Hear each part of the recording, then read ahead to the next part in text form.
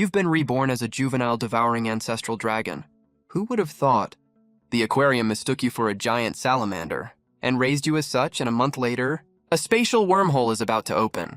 Monsters will invade the Earth. You have to grow fast by devouring food to protect the land of China. But as we all know, giant salamanders have extremely strong hunger tolerance. The keeper hasn't come to feed you for a whole month. Just when you thought in despair that you'd starve to death in this aquarium, something unexpected happened. The reborn Liu Wuyi started feeding you like crazy. He even mobilized national resources and directly raised you into a national guardian divine dragon. Suddenly a voice rang in your ear. Host detected to have awakened as a juvenile devouring ancestral dragon. Ancestral dragon evolution system officially activated. Host can gain evolution points by devouring everything. Ding! You will eventually evolve into the supreme devouring ancestral dragon. Newbie gift pack obtained. Ancestral dragon's might. Unlimited devouring ability. Am I not the luckiest person alive? How did I end up here? This is a giant salamander. I turned into a giant salamander. Ding. Attribute panel has been opened. The spatial wormhole will open in a month. Monsters will invade the Earth. Host, please evolve into an ancestral dragon as soon as possible to avoid becoming someone else's nourishment. Looking at the carefully arranged natural environment in the stream tank, you fell into deep thought. Even though I can get stronger with unlimited devouring, what can I devour? There's only water, moss, and stones in the tank. I can't actually eat stones, right? After thinking for a while, you started carefully observing your surroundings. This seems to be a large aquarium. There are many similar fish tanks around, with all kinds of fish inside them. You suddenly stared at the colleague in the next tank. What's going on? Why does it smell so delicious to me?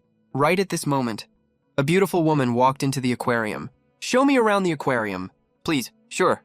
Miss Liu Ruyan. The aquarium general manager was all smiles, but thought to himself, Liu Ruyan is the most beautiful woman in Jiangcheng, and also the richest person in Jiangcheng. How could such a big shot want to buy this aquarium? One that's been losing money for years straight. I really don't get how rich people think. Boss, we have a problem. The giant salamander is fighting with the alligator gar. What? Take me there right now. Liu Ruyan immediately followed as well. When everyone arrived at the scene, they saw the alligator gar attacking the giant salamander. Oh no, the giant salamander is so small. It's gonna get swallowed in one bite. Just when everyone thought you were done for, a terrifying aura suddenly burst out from your body. Along with a loud bang, the alligator gar passed out on the spot. Wang Song and the others who heard the sound felt their legs go weak. They had an uncontrollable urge to kneel down. At the same time, a sense of bloodline suppression rose within them. I've found you, Lord Dragon God. Starting from now, the aquarium will be closed immediately. No one is allowed to enter. What just happened? I hope you keep it strictly confidential. Soon the entire aquarium was cleared and closed. After Liu Ruyan dismissed the staff, she came to your stream tank. I am Liu Ruyan. Greetings, Lord Dragon God. You know me? Hearing the giant salamander speak, Liu Ruyan was slightly surprised, but then she remembered he's a dragon, so it made sense. Lord Dragon God, how could I not know you? You saved my life in the past. Then Liu Ruyan told you everything that happened, in great detail from your past life. In 1 month, monsters will invade the Earth. But don't worry, in this life, I will do my best to feed you, so you can grow into the giant dragon that protects China. So does that mean I'm being provided for now? After saying that, Liu Ruyan picked you up from the water. This feels kind of like being held by my mom. Looking at Liu Ruyan's charming figure, your whole body instantly went stiff. Lord Dragon God, why would you think that... What? What's small? I remember in the past life, you were a giant dragon over 200 meters long. Oh, you're talking about my body size. That's because I'm still in the juvenile stage right now. I need to eat a lot to grow. No problem, Lord Dragon God. Whatever food you need. I'll send someone to get it right away. No rush, I'll start by eating these colleagues first. Put me in the shark tank. Liu Ruyan was a little worried at first, but I felt relieved when I thought of the dragon aura you released just now. After you got into the shark tank, you immediately cast the skill Ancestral Dragon's aura. The great white sharks became prey in an instant. You ate them all up in just 2 minutes. Your body grew to 5 meters long at the same time. Looking at the increasing devour points, you felt secretly excited. You soon devoured all the other staff in the aquarium. By now you had grown to 20 meters long. Dragon horns grew out of your head. Lord Dragon God, would you like me to build a new residence for you? Not for now. I'll stay here first. You chose to stay at the aquarium for a reason. After all, you are a dragon. If you get spotted when moving, and draw the country's attention. It might bring in the military, so it's better not to expose yourself for now. Lying low and growing steadily is the best strategy. Liu Ruyan also thought of this. She secretly cursed herself for being so brainless. Then she said to you, Lord Dragon God, then I'll have to wrong you to act as a sponsor of the aquarium for now. I'll send someone to bring food right away. What would you like to eat? Any kind of meat is fine. I'm not a picky eater. After knowing your needs, Liu Ruyan contacted her subordinates immediately. Freshly slaughtered pigs, cows, sheep, and other meat were delivered in 5 full trucks to the aquarium. The total weight was over 700 tons. When night fell, you had devoured all the food in the aquarium. Your body grew to 100 meters long at the same time. You opened the panel to check your stats and found you unlocked a new skill, Dragon Sense, which can perceive the surrounding environment. Any slightest movement within 10 kilometers. You thought this skill would be very useful when you fight monsters in the future. So, you spent another 10,000 evolution points to upgrade this skill, extending the sensing range to 200 kilometers. Soon, after eating and drinking your fill, you felt a wave of drowsiness hit you. You got into a comfortable position and fell fast asleep. Meanwhile, at the National Supernatural Research Institute, a staff member uploaded the data collected by satellites today to the Dianchen Turan. Dianchen, today. We detected 2 sets of abnormal energy fluctuations at around 8,000 meters deep. In the South Pacific and the Indian Ocean, the gray-haired Dean Chen looked at the data on the computer screen. His brows were tightly furrowed. Recently, all over the world, there have been cases of abnormal energy fluctuations, and they are getting more and more frequent. Regarding this, the National Security Department has assigned them to investigate. Unfortunately, they've been investigating for almost a month and found nothing. Oh right, Dean. When our satellite passed over Jiangcheng today, it accidentally detected another abnormal energy fluctuation. The staff member sent a satellite image to Chen Churan. When he saw the satellite image, he was completely stunned. On the satellite image, there was clearly a giant dragon over 200 meters long. When you woke up, you found the aquarium was full of food again. You opened your huge bloody mouth and quickly devoured all the food. Then your body grew to 300 meters long. Watching you grow longer and longer, Liu Ruyan felt extremely proud. As for food, I've assigned special staff to deliver food 24/7 non-stop, so you don't have to worry about food shortage. You nodded slightly after hearing that. Then you suddenly sensed something and asked, did you bring friends with you? Friends? Liu Ruyan was confused too. I didn't bring any friends. I really didn't bring any friends. Turns out it's the authorities coming for inspection. As soon as the voice fell, the sound of sirens came from not far away. Hearing the sirens, Liu Ruyan's face changed immediately. She rushed to the entrance of the aquarium. Dozens of police cars had already surrounded the aquarium completely. A group of fully armed special commandos were in combat position. Chen Churan was escorted by several team members and walked quickly to Liu Ruyan. Hello, Miss Liu. I'm Chen Churan, Dean of the Supernatural Research Institute. Hello, Dean Chen. What is this about? Liu Ruyan greeted Chen Churan while looking at those fully armed and stern-faced special commandos. Did they find Lord Dragon God? Chen Churan took out a search warrant directly and said, Miss Liu, please cooperate with us. We need to conduct a routine inspection of the aquarium. Liu Ruyan's face changed slightly. She was almost certain. They came for Lord Dragon God. No, this aquarium is still under renovation. You are not allowed to conduct inspection here. Liu Ruyan was afraid that these people would see Lord Dragon God and disrespect him. Ms. Liu, look carefully. This search warrant is issued by the Ministry of State Security. If you stop us from carrying out the inspection, we can detain you in accordance with the law. Chen Churan had a very tough attitude, leaving no room for refusal at all. Liu Ruyan was just about to say something when Su Chen's voice rang in her mind. Let them come in. Since Lord Dragon God had said so, she had no choice but to obey. So she said to Chen Churan, come with me. Soon, under the protection of the special commando team, Chen Churan entered the aquarium. Then someone spotted Su Chen coiling above the aquarium. Look, what is that? Everyone followed the sound and looked up. They saw a giant dragon over 300 meters long, coiling right above their heads. When he saw this black giant dragon, Chen Churan's pupils abruptly tightened. The satellite footage was definitely correct. There really is a dragon here. What is that? Is that a dragon? It looks like it. Everyone stay on guard. Dean Chen. The special commandos raised their guns one after another and aimed at the giant dragon above their heads. Stop! Liu Ruyan saw this and immediately stood in front of them, facing dozens of dark gun muzzles. There was no trace of fear on her face. "You are not allowed to hurt Lord Dragon God." What did you call him? "Lord Dragon God." "That's right," Liu Ruyan said seriously. "Lord Dragon God is here to save our China. He is China's national guardian dragon. You can't hurt him." Save China. National guardian dragon. So what you mean is, China is going to face danger. Chen Qiran's eyes were extremely sharp. Although he was already very old, his mind was still very clear. Just from the few words Liu Ruyan said, he deduced something ordinary people could hardly notice. Liu Ruyan knew she had said something she shouldn't, and was afraid she couldn't bluff her way through this. So she just made up her mind, and said, "That's right. Our China will indeed encounter danger, and it is a devastating danger. Only Lord Dragon God can help China get through this crisis." "Ridiculous! Do you think I'm a 3-year-old kid?" "I'm not lying to you. Every word I say is true." "How to prove it?"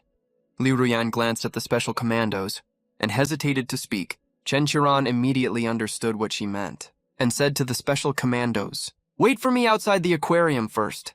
Dean Chen, we have to ensure your safety." Chen Qiran glanced at the giant dragon above his head, then at the submachine guns in everyone's hands, and said, "Don't humiliate yourselves. Just retreat when I tell you to." Seeing Chen Qiran was insistent, they didn't dare to say anything more, and could only obediently withdraw from the aquarium. "All right, can you speak now?" "How do you know?" "That China will encounter a devastating crisis. Because I'm a reborn person." "What? You heard me right. I'm a reborn person. I come from the future. I'm not hiding it anymore. Soon, many space wormholes will appear on Earth. Monsters will come to Earth through the wormholes, and then wreak havoc on human cities. In my past life, I was killed by a monster. Before that, 99% of the cities across the country had been destroyed. The monster attacked Jiangcheng, destroyed the entire city, and also killed Lord Dragon God. Later, for some unknown reason, I was reborn." After hearing this fantastic story, Chen Qiran was extremely shocked. "The monsters you mentioned, are they so powerful that even nuclear bombs can't kill them?" Chen Qiran couldn't believe that such terrifying creatures existed. "Is there any carbon-based creature in the world that can withstand nuclear bombs? Nuclear bombs not only can't hurt those monsters, but will also become their nutrients, making them even stronger." Chen Qiran fell silent. After a long time, he continued to ask, "What proof do you have to back up your words?" He still didn't quite believe the rebirth claim. It was just too absurd. "Of course I have." Liu Ruyan checked the time and said, "If I remember correctly, at 9 o'clock today, the UK will suddenly hold an international conference. Invited countries include India, Russia, Japan, France, the UK, and so on, but China isn't on the invitation list." He remembers it perfectly well. It was exactly this day in his past life. Uncle Sam suddenly called an international conference. The reason they held this meeting was that each of their countries had awakened a national guardian beast. Uncle Sam's guardian beast is a bald eagle. India's is a white elephant. Russia's is a grizzly bear. Japan's is Godzilla. After hearing Liu Ruyan's words, Chen Qiran thought this was absolutely ridiculous. How could such a large-scale international conference leave China off the invitation list? He checked the time. It was 8:57 a.m. Only 3 minutes left until the meeting Liu Ruyan mentioned. "Then I'll wait and see if what you said is true. If you dare to lie to me." The 3 minutes passed in the blink of an eye. Right at this moment, a notification popped up on Chen Qiran's phone. It was sent by the Ministry of State Security. Urgent notice. Just now, Uncle Sam suddenly called an international conference. They have invited India, Japan, France, the UK, and over a dozen other countries, but China did not receive an invitation. This conference is classified as top secret, except for national leaders. No one else is eligible to attend. So, we have no idea what the conference is about. After seeing the message on his phone, Chen Qiran was stunned. Uncle Sam really did call an international conference, and really didn't invite China. Is she really a reborn person from the future? Seeing Chen Qiran's expression, Liu Ruyan knew he'd gotten the message. "Let me tell you another thing. Our country has already developed combat mechs. The first-gen mech is called Ranger. It's 88 meters tall and weighs 2,500 tons. It runs on a micronuclear reactor and requires 2 pilots to operate at the same time. That's enough." Chen Qiran cut her off. "The Ranger mech project is a top-secret national project. Right now in the whole of China, fewer than 10 people know about this project, and all of them are top military officials. Liu Ruyan is just the richest person in Jiangcheng. There's no way she could know this kind of secret. But since she could accurately state all the specs of the Ranger mech, that means China sent mechs to fight the monsters in the future. But even with the mech's help, China still fell? That just proves how powerful the monsters are. I believe you're a time traveler from the future. But Chen Churan looked at Su Chen. Is Lord Dragon God really able to save China? He can, Chen Churan said. With absolute certainty in my past life, Lord Dragon God was killed by the monsters because he didn't eat enough. If we start feeding Lord Dragon God from now on, he'll definitely beat the monsters.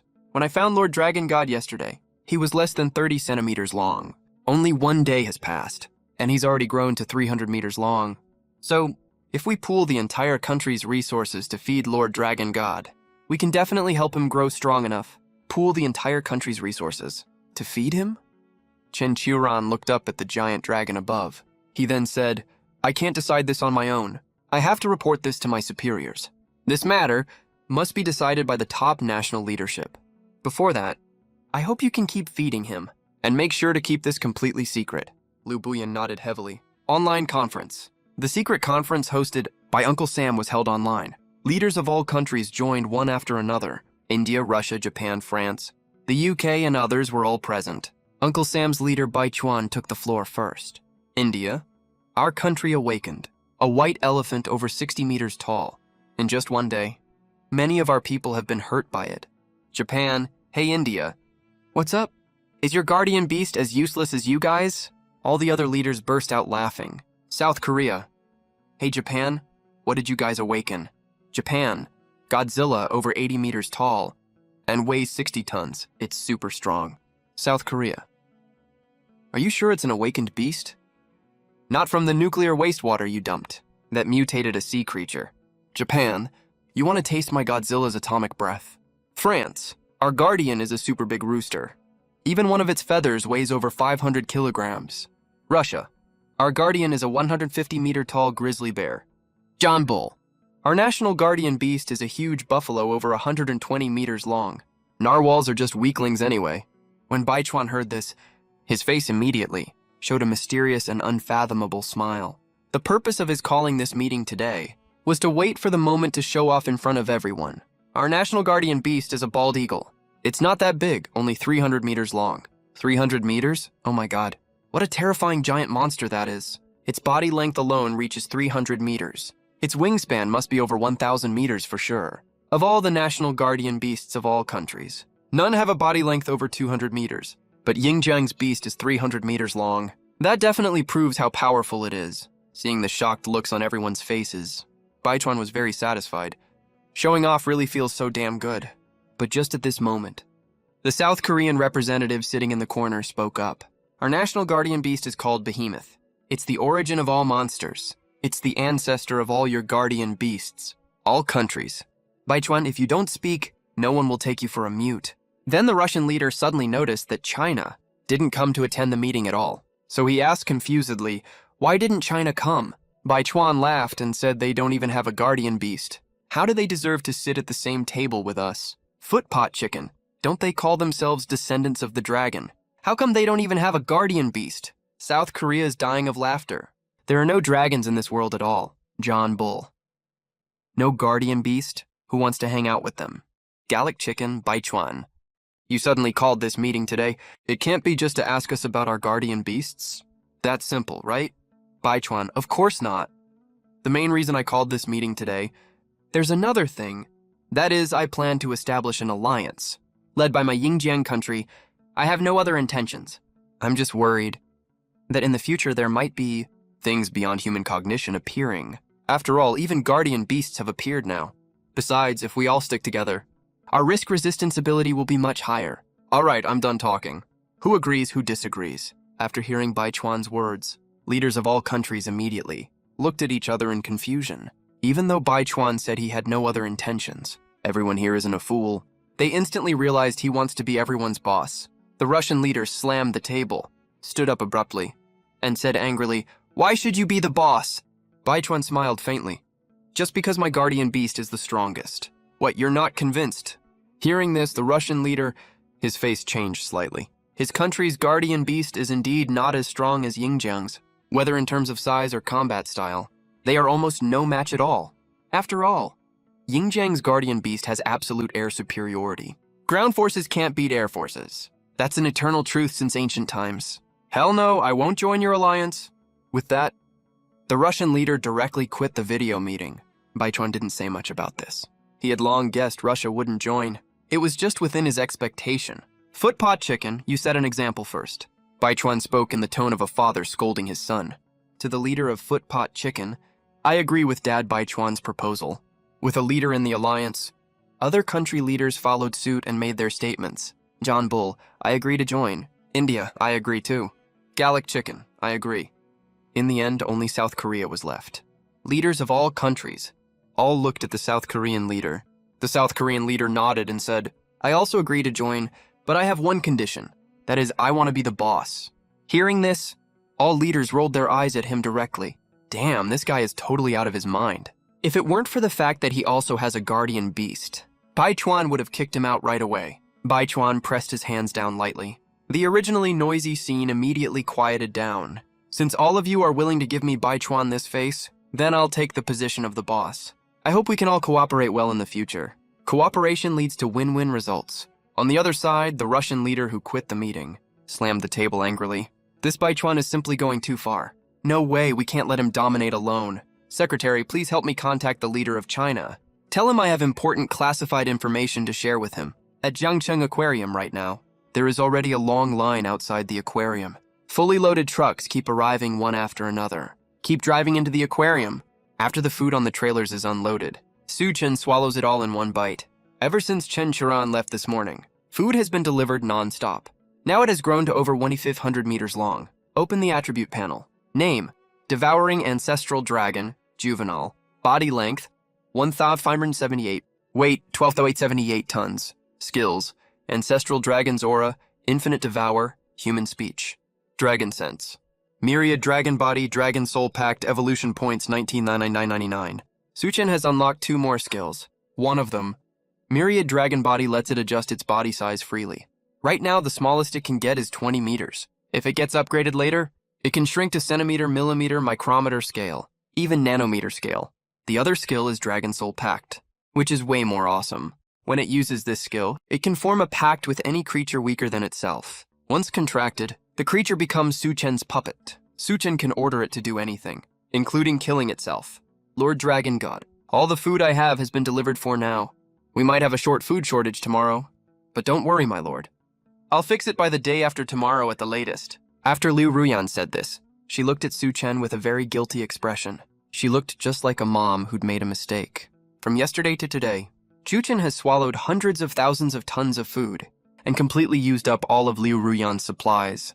Even though she's the richest person in Jiangcheng, the cash she has on hand is only around 1 billion yuan. After covering normal operations and expenses of her companies, she doesn't have that much accessible cash. Most of the rest is stocks and funds, futures and other business assets. To liquidate these assets, it takes some time. It's no big deal at all. My current growth rate is more than enough to deal with the disaster in a month. Oh, right.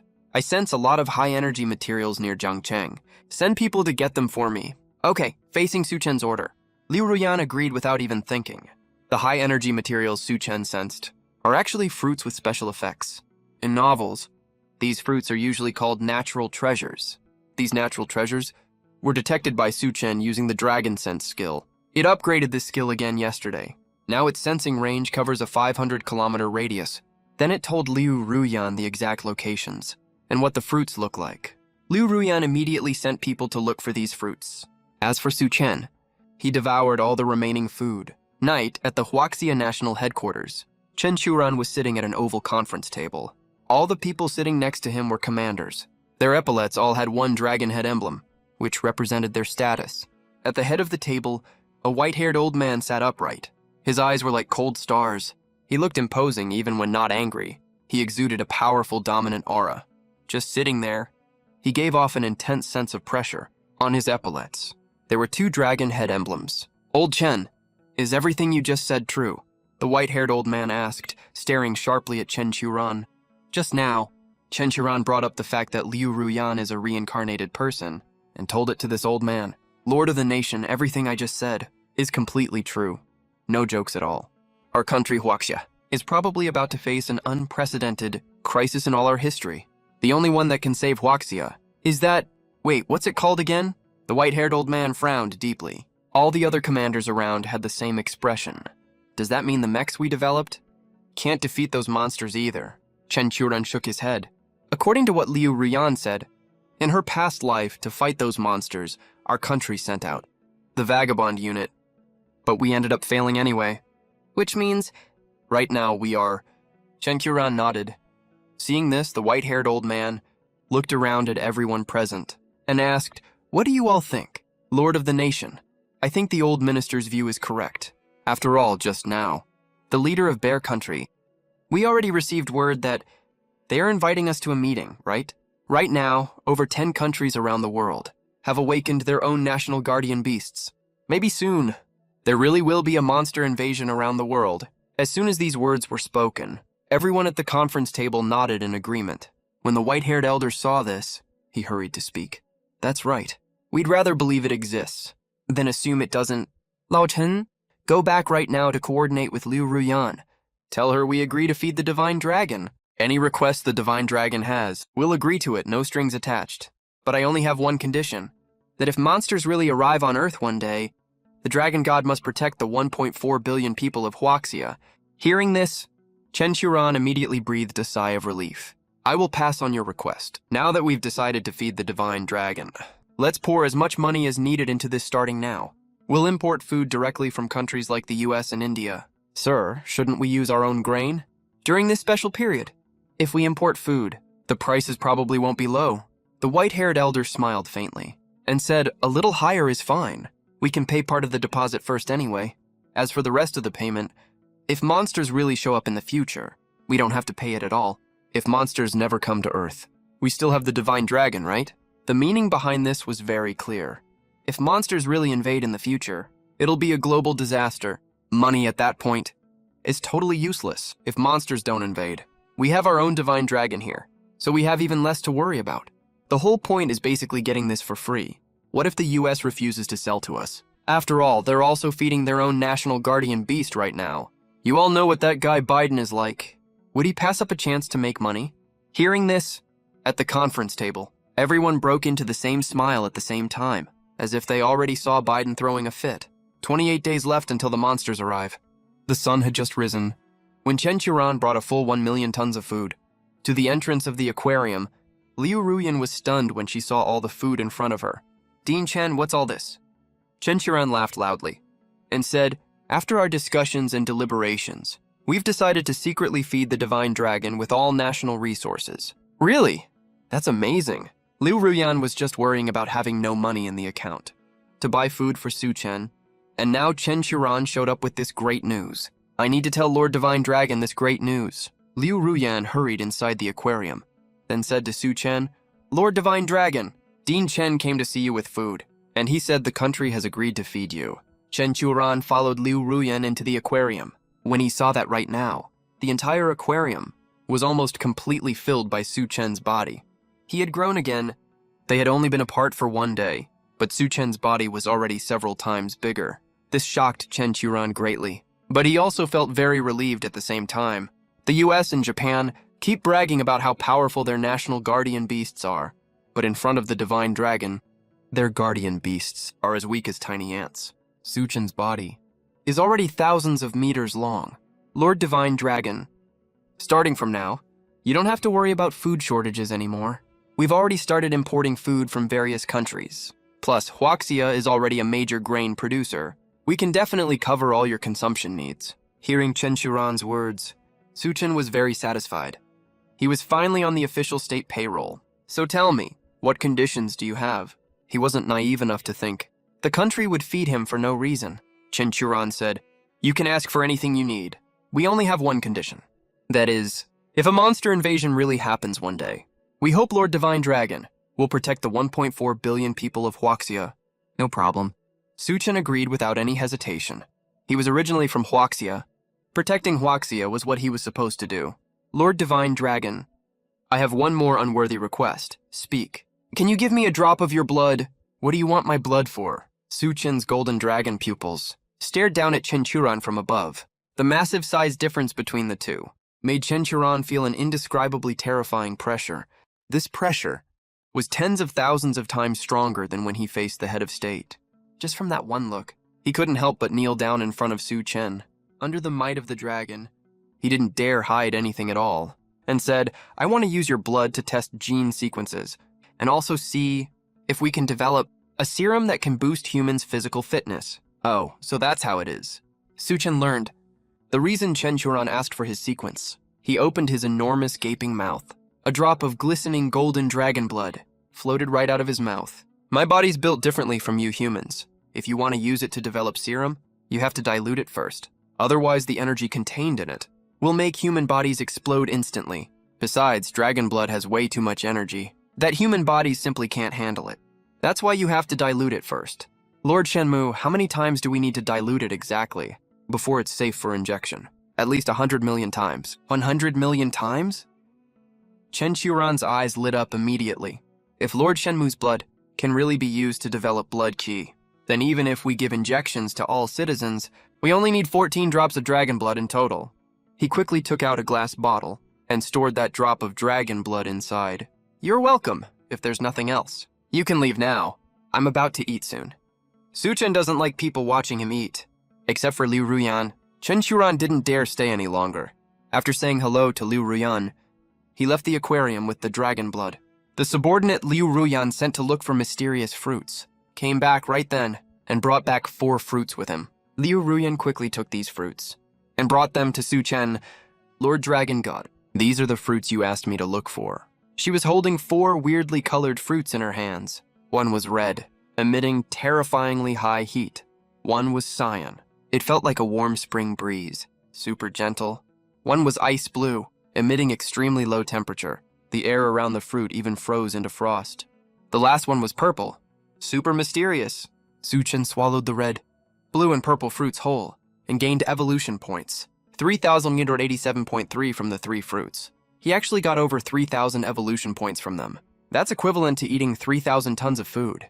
No wonder they're called rare natural treasures. "This one's yours." Su Chen gestured for Liu Ruyan to eat that cyan fruit.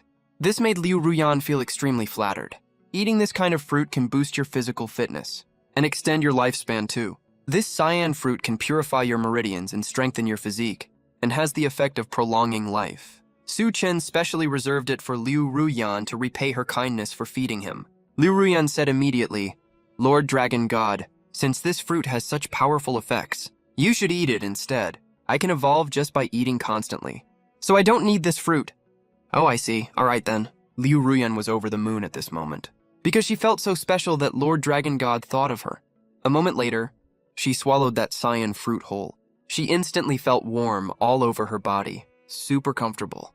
About 10 minutes later, Liu Ruyan was shocked to find that her strength had increased by over 5 times. And it's not just her strength. Her overall physique has gone up a whole level too. She felt that even if she went up against a grown man right now, she could beat him easily. After noticing the change in her physique, Su Chen nodded in satisfaction. "You can inject the high concentration serum later, and you'll be like a superwoman. You'll be no worse than those top special forces soldiers." Liu Ruyan's eyes were sparkling with excitement, and said to Su Chen with a face full of admiration, "Thank you, Lord Dragon God." Online meeting. Baichuan suddenly invited all alliance countries, except the Divine Nation, to hold an emergency online meeting. After all national leaders came online, Baichuan looked at everyone and asked, "Did Huaxia order food from you?" The India representative said, Yes. Huaxia ordered over 1 million tons of grain from me." The Hanyu representative said, "Same here." The Gaoluji representative said, "It's not just grain. We also got orders for lots of livestock and meat." Boss Daichuan, "Did Huaxia order food from you too?" Daichuan said, "That's right. Huaxia ordered a lot of beef from me. 1 million tons total." Dabangzi said, "Wait, really? Why didn't Huaxia order any grain from our country?" Jiaopinji said, "Your country even has to import kimchi from Huaxia's northern province, right? And you only order 2 truckloads at a time. If those cabbages weren't going to go to waste, Huaxia wouldn't even want to sell them to you. Why would they import stuff from you? What do you even have to offer?" Dabangzi said, "I don't like hearing you say that. After all, our country's population is very small, and you think kimchi is cheap? Anyway, Japan is pretty worthless in China. They usually give it away for free. South Korea, Japan. Has China ever ordered food from your country?" Japan, no. He said our seafood has excessive radiation levels. As soon as he said that, the South Korean leader's face turned green. Because they import seafood from Japan every year. And the volume is pretty huge. Almost a third of Japan's annual catch. And now he's told it's over the radiation limit. South Korea. Then all that seafood I imported from you every year. What's that supposed to be? Japan. Tough luck for you. I'd rather... Ma Beichuan looked at his two immature underlings. He felt a massive headache coming on. Put your petty fight on hold for now, you two. Let's talk about why China is suddenly importing food in such large quantities. Now that the big boss had spoken, Japan and South Korea immediately shut up. John Bull, UK. Do you think China has also awakened its national guardian beast? India. I'd say that's totally possible. Otherwise, why would they suddenly order so much food from us? Gallic Rooster, France. If China's ordering food for its guardian beast, then I don't think we should take this deal. It's like feeding a tiger that'll turn on you eventually. Japan. I admit you're really good at using Chinese idioms, but here's the thing. China doesn't have a guardian beast at all. I would have found out long ago if they did. The implication was that he had planted spies in China. Baichuan nodded and said Japan is right. If China had a guardian beast, it would have been made public already. South Korea. So Boss Baichuan, what are you saying? A signature sly grin spread across Baichuan's face. He said, we're gonna rip them off big time. Boss Baichuan, how do you plan to rip them off? The French leader asked. We're gonna jack up the prices, obviously. We'll just double the price of all the food that China ordered. John Bull, what if China refuses to buy? Yeah, that's a good point. If we price it too high, what if we scare them off? 'Cause China imports tons of food from us every year. If we lose this huge client, my annual GDP will take a massive hit. French leader, I propose. A 50% markup is enough. We still make a good profit that way. Leaders of all the countries were worried that if the price is too high, they might mess up this whole order. If we can't sell it because the price is too high, we'll lose way more money. Baichuan glanced at everyone and said exasperatedly, what are you scared of? China has 1.4 billion people. It's the world's largest economy. They've got tons of money. Gallic Rooster. But if our price is too high, won't they buy from other countries? Like Russia. And that weak country next to you. Baichuan snorted. Did you forget we have guardian beasts too? Anyone who dares sell grain to China, we just beat their asses. Simple as that. Japan. Daddy Baichuan is so right. We're one of the only few countries in the world that have awakened guardian beasts. We should act tougher. We can just take whatever we want. No need to be nice to them at all. Hearing that, Baichuan looked at the Japanese leader with a pleased expression. Baichuan said fearlessly, everyone, the world has changed. We have guardian beasts, and we formed an alliance. Plus, with the military power of all our countries, who in the world can stop us? Even if China and Russia team up, they can't beat us. India, what he said makes sense. Either way, we have to make money off this deal. A ton of money. Just don't push China too far. That's all. Gallic Rooster, agreed. John Bull, agreed.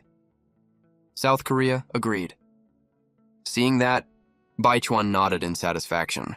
You, stay back for a bit. I have something to talk to you about.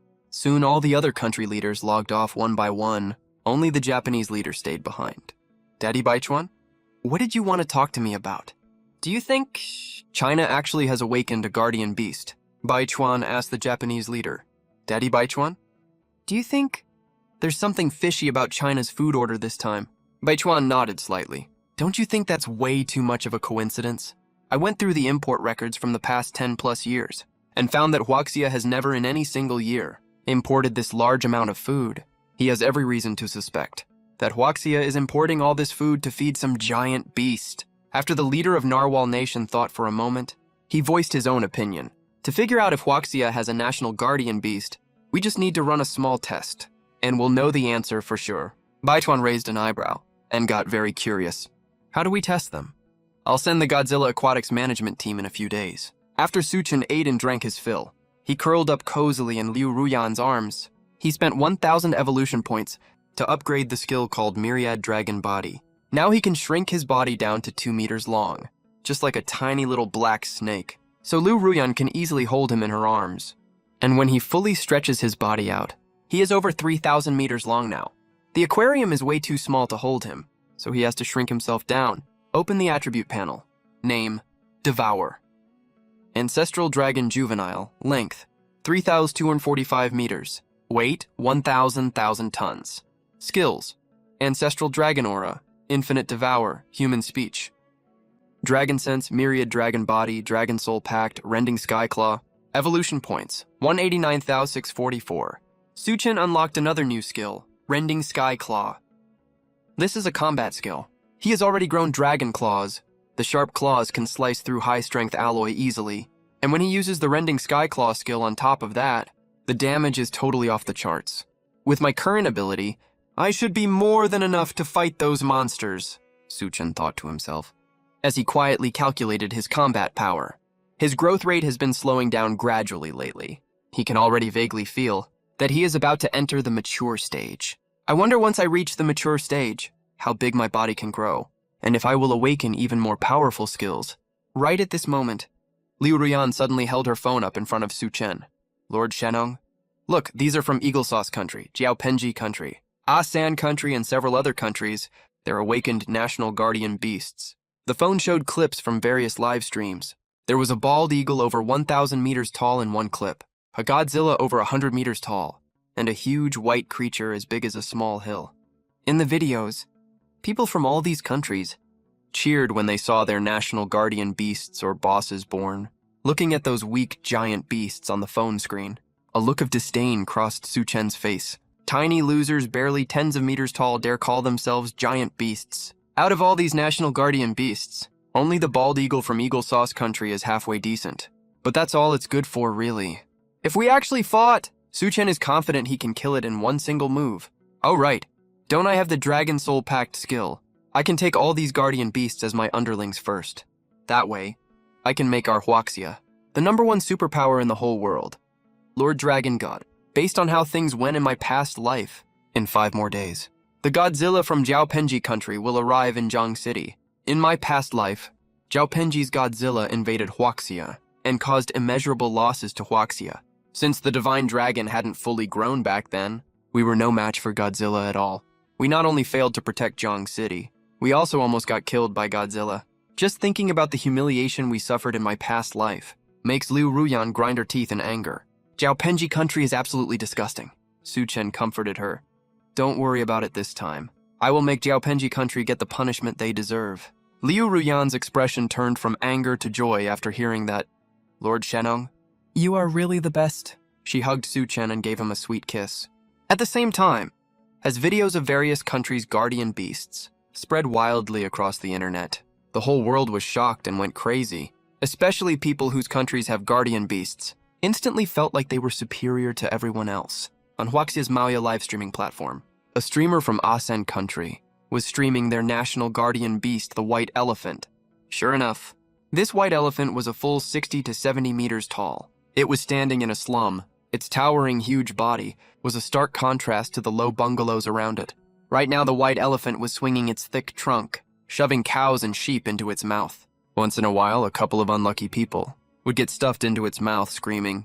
At its feet, countless Asan people were kneeling and worshipping it piously. The streamer, meanwhile, was speaking proudly to the audience in the live room. Hey, people of Huaxia, do you see this? This is our Asan country's national guardian beast, the white elephant god. Your country doesn't even have a national guardian beast. They don't deserve to be one of the world's top 5 powers anymore. If you ask me, that spot among the top 5 powers should go to our India. In the live stream, lots of viewers heard these words and immediately couldn't hold back their curses. Hey Indian bro, do you even get how things work? And you want to be the 5th top power. Did the streamer drink too much Ganges water and lose his mind? You think having a national guardian beast makes you unbeatable. Want to test our China's super fighter jet? Erlang Shenzhenjun Nombrian. It's just a slightly oversized, giant elephant, right? Wonder if it can survive a nuke. Looking at the bullet comments in the live stream, that Indian guy just smiled slightly. Come on, don't be sour grapes just because you can't have what we do. Our white elephant deity is ranked top 10 in the genetic sequence list. Mere fighter jets and nukes are just like tickles to it, okay? The white elephant deity is way beyond carbon-based life forms now. These weapons can't do any damage to it at all. That's so badass. Some new viewers who were scared of nukes were shocked on the spot. A few viewers who mocked the Indian guy earlier went quiet right away, and some internet trolls seized this opportunity to start bashing and mocking like crazy. Hey, you guys from earlier, Why aren't you talking now? You just naturally don't like talking. Even the Indian guys have a national guardian beast. But our great China doesn't. If you ask me, we should hurry up and immigrate. Yeah, the UK, South Korea, India are all good options. Worst case, we can go to neighboring Japan. After all, they're way freer than we are here. When people started stirring up trouble, some Chinese citizens couldn't help but get tempted. Tell me, what if our motherland already found a national guardian beast, but just didn't inform us? No way. You know what our motherland is like, right? If we really had a guardian beast, they would have announced it already. Why would they hide it? Since there's been no announcement this whole time, that means our motherland probably really doesn't have one. No way, no way. Looks like I gotta hurry up and immigrate. Lots of people scoffed at this kind of behavior. Are you fucking even human? Just because our motherland doesn't have a guardian beast, you want to immigrate. Stay here and wait to die if we don't immigrate. The way things are now, war could break out any second. Without a guardian beast, we're at most a second-tier country.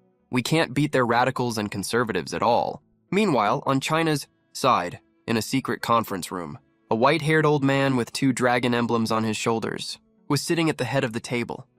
On both sides were highly decorated commanders and Chen Churan. The old man looked at Chen Churan and asked, "Old Chen, how's the progress on your end?" Chen Churan stood up immediately and saluted the white-haired old man. Then he said, "Reporting to the Lord of the Nation, I have already conveyed your meaning to Lord Divine Dragon. He has agreed to protect us Chinese people." Also, speaking of this, he took a glass bottle out of a briefcase. Inside, it was a drop of glittering golden dragon blood, though it was just a drop of Su Chen's blood. When Chen Churan took it out, everyone present felt a terrifying pressure. Under this overwhelming pressure, they unconsciously felt an urge to submit to the owner of this dragon blood. What a terrifying pressure.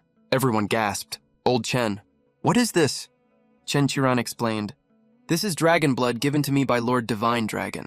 I'll use it to develop enhancement serum later. I'll need a few volunteers to be test subjects then, but I can't guarantee the enhancement serum will definitely work. It might also come with huge risks." A commander with 1 dragon emblem on his shoulder said, "No problem. There are no cowards among Chinese soldiers. Once you develop the serum, I'll select 10 soldiers with excellent physical fitness. For you?" The white-haired old man then looked at another commander. "How's the food procurement preparation going?" "Reporting to the Lord of the Nation. Currently, all countries, including the US and the UK, have confirmed the order information. But the import price is more than double what it used to be. Biden from the US just knows how to take advantage of the crisis." The white-haired old man smiled and said, "No problem. I don't plan on paying the full price anyway. Pay a deposit first. Then ship the food back first. We'll talk about the rest later." Lord of the Nation, right now, many people are questioning whether China has a national guardian beast. Do you think we should officially announce Lord Divine Dragon? The white-haired old man thought for a few seconds, then shook his head and said, "It's not the right time yet. But we can release the news about the mechs. Su Chen is China's last trump card. We can never expose him unless it's absolutely necessary. But the mechs are fine to reveal. Anyway, the Wanderer has already entered the final combat drill phase. Even if we don't expose it actively, it's easy for other countries' satellites to detect it. Now that the public's mindset is unstable right now, we might as well give them some reassurance to calm their nerves. Do any of you have other matters to report?" Everyone shook their heads. "In that case, the meeting is adjourned. 27 days left until the monsters arrive. Jiangcheng Aquarium." Su Chen lazily opened his eyes. Even though he's now a devourer, he's still active during the day, and his habit of sleeping at night hasn't changed at all. Just then, Liu Ruyan next to him suddenly rolled over and pulled him into her arms. Damn, that's a charging foul. Too bad he can't turn into human form yet, so he can't teach Liu Ruyan a lesson. Maybe he can turn into human form to demonstrate later. His current task is super simple. All he does is eat as soon as he wakes up every day. The aquarium has tons of food, not just freshly butchered beef and lamb, but also king crabs, giant octopus, abalone, and other premium seafood. Su Chen takes all of it, no problem. He opens his giant maw and swallows everything down. A few seconds later, the food is digested, his body grows a little bigger, and he gets the corresponding evolution points. He keeps doing the same thing after that. In just half a day, the whole morning, he ate up all the food in the entire aquarium. If he stretched his body all the way out now, it would reach an amazing 5 kilometers long. Su Chen feels a faint surge of energy inside him. That feels like it's about to explode. Myriad manifestation dragon body. Skill is almost out of control. Liu Ruyan notices he's acting off and hurriedly asks with concern, "Lord Divine Dragon, is something wrong?" Su Chen's body instantly expands from 2 meters to 20 meters. He tries his best to hold down the explosive power inside him and says to Liu Ruyan, "Sit on me." Liu Ruyan immediately climbs onto his head obediently. She grabs his dragon horns with both hands. Su Chen lets out a majestic dragon roar and then shoots straight up into the sky. At the same time, every person and animal in the entire Jiangcheng feels a wave of ordinary people kneel on the ground unconsciously, and all the animals lie down on the ground in a gesture of submission. What the hell is going on here? Why can't I stop myself from kneeling down? Zoo visitors, after seeing the animals' submission gestures, are so shocked they can't say a word. By this time, Su Chen has flown Liu Ruyan up to high altitude. Liu Ruyan screams and holds Su Chen even tighter. "Lord Divine Dragon, where are you taking me?" Her teeth are chattering. As she asks Su Chen doesn't answer, just keeps flying higher. He only stops when he breaks through the clouds. Above the clouds, the sky is as blue as the ocean. Liu Ruyan has never seen such a beautiful view before. She's completely mesmerized for a moment. It's so beautiful. Beneath her feet are clouds as white and fluffy as cotton candy. And above her head is a pure blue sky without a single speck of impurity. Not far away is the dazzling sun. A view like this, most ordinary people would never get to see it in their whole lives. Su Chen hovers above the clouds, accompanied by the crisp sound of cracking bones. His body is growing rapidly. 500 meters, 1,000 meters, 2,000 meters. It only stops when it reaches 5,000 meters. The sudden uncontrolled growth of his body also confuses Su Chen a lot. He's never run into this situation before. What's going on today?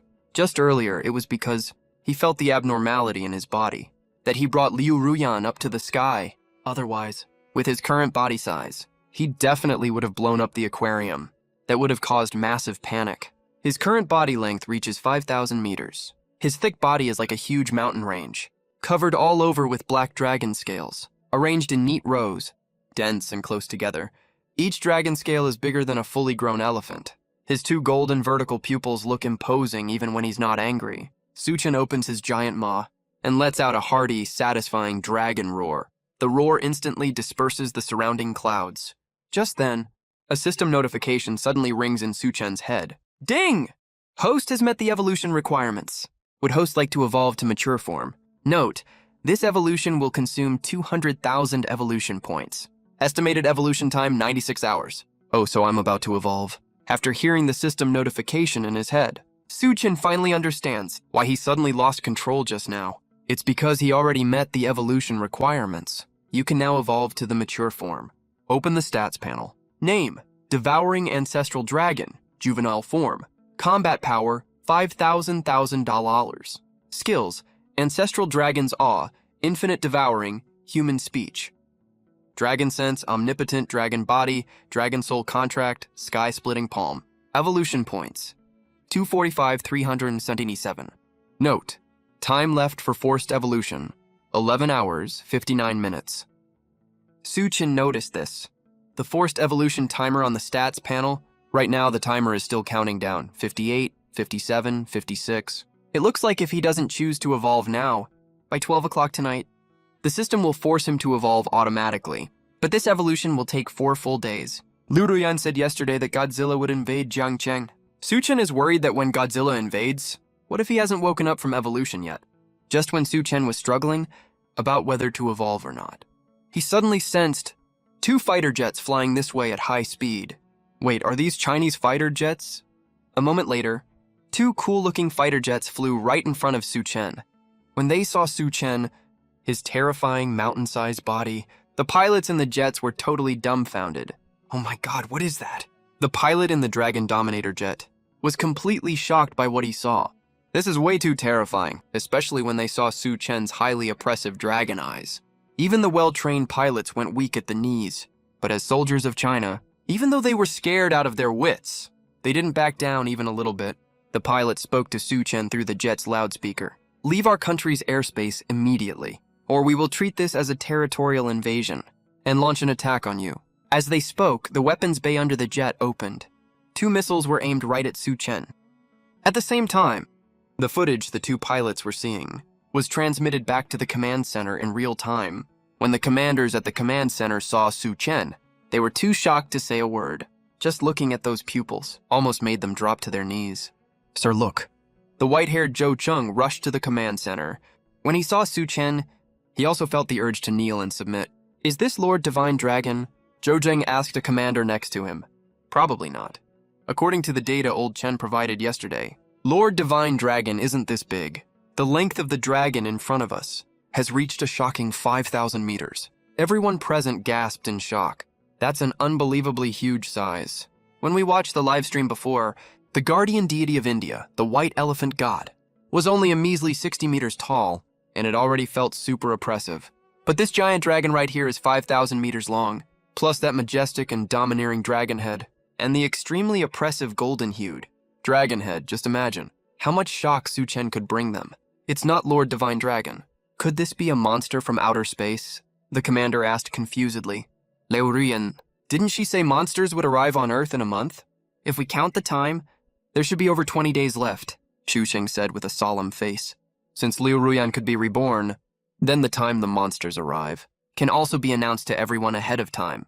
Activate the Southern Heavenly Gate project. All the commanders present turned pale immediately after hearing this. Your Majesty, you can't do that. The Southern Heavenly Gate project is our last ace card. If we expose it right now, that old fool Biden will probably team up with all other countries to sanction us. This isn't the time to argue about this. This is a matter of life and death for China. If that giant dragon is a monster from another world, China will probably face a devastating attack. As the leader of the country, Xu Sheng obviously knows how much impact exposing the Southern Heavenly Gate project will have on the country, but he has no other choice right now. The commanders also knew how urgent the situation was, so they stopped hesitating, immediately returned to their posts, and performed their respective duties. Activate the Southern Heavenly Gate project. Following Zhou Zheng's order, several commanders pressed the buttons in front of them at the same time. Then the clouds started churning violently. It looked like something was about to burst out of the clouds. Su Chen, who has dragon sense, immediately noticed something was wrong.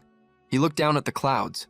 Liu Ruyan, who was on his head, followed his gaze, and also noticed the abnormality in the clouds. Lord Divine Dragon. What is that? It looks like an aircraft carrier. Using his dragon sense, Su Chen already sensed what was under the clouds, but that's exactly why he was so extremely surprised. Aircraft carrier. Liu Ruyan was also confused. That thing isn't supposed to be in the ocean. How did it end up in the sky? Before she could figure it out, a giant steel hand broke through the clouds and appeared above the firmament. It was an aircraft carrier over 10,000 meters long. Even Su Chen's body next to it looked tiny and totally insignificant. There are 8 huge circular turbine thrusters on the hull. Right now, 4 of the turbines are running at full power. The aircraft carrier was like a giant steel beast. Flying through the sky, rows of plasma cannons on the bridge glowed with faint blue energy light. The fighter jets parked on the deck spurted blue flames from their tails. 15 Mach rings were clearly visible, all ready to launch. This is the latest fighter jet developed by China, Erlangxianshen Zhenjun fighter jet. This fighter jet has the world's most advanced Pangu propulsion system. It can easily reach a speed of Mach 15. All troops on high alert. As the commander gave the order, all the fighter jets shot out like arrows from the aircraft carrier's deck and moved in a left-right pincer formation to completely surround Su Chen. Attention all personnel. If the giant beast doesn't leave our airspace in 3 minutes, fire Xiaotianquan missiles immediately. Yes, sir! The soldiers all aimed at Su Chen. In the weapon bays of the fighter jets, each Xiaotianquan missile entered launch countdown. But at this critical moment, a pilot suddenly spotted Liu Wuyan on top of Su Chen's head. Wait, there seems to be a person on the giant dragon's head. What? In the command center. Zhou Zheng and everyone else heard the pilot's report, and were all stunned. How can there be someone up there? Hurry up and activate the Sky Eye system. Find out exactly who that person is. Soon, with the help of the Sky Eye system, a high-definition photo appeared on the combat computer screen in the command center. That's Liu Ruyan. Earlier, when Chen Qiuran was reporting the situation, he had already shown Liu Ruyan's photo to everyone present, including all her personal records from birth to now. So right now, someone immediately recognized that the person on Su Chen's head was her. If that's Liu Ruyan, then this giant dragon is Lord Divine Dragon. Hurry, put away all weapons now. Don't anger Lord Divine Dragon, Xu Cheng ordered. The next second, the Xiaotianquan missile launch countdown was canceled. Even on the aircraft carrier, the plasma cannons that glowed with faint blue light dimmed down as well. They were terrified of angering Su Chen.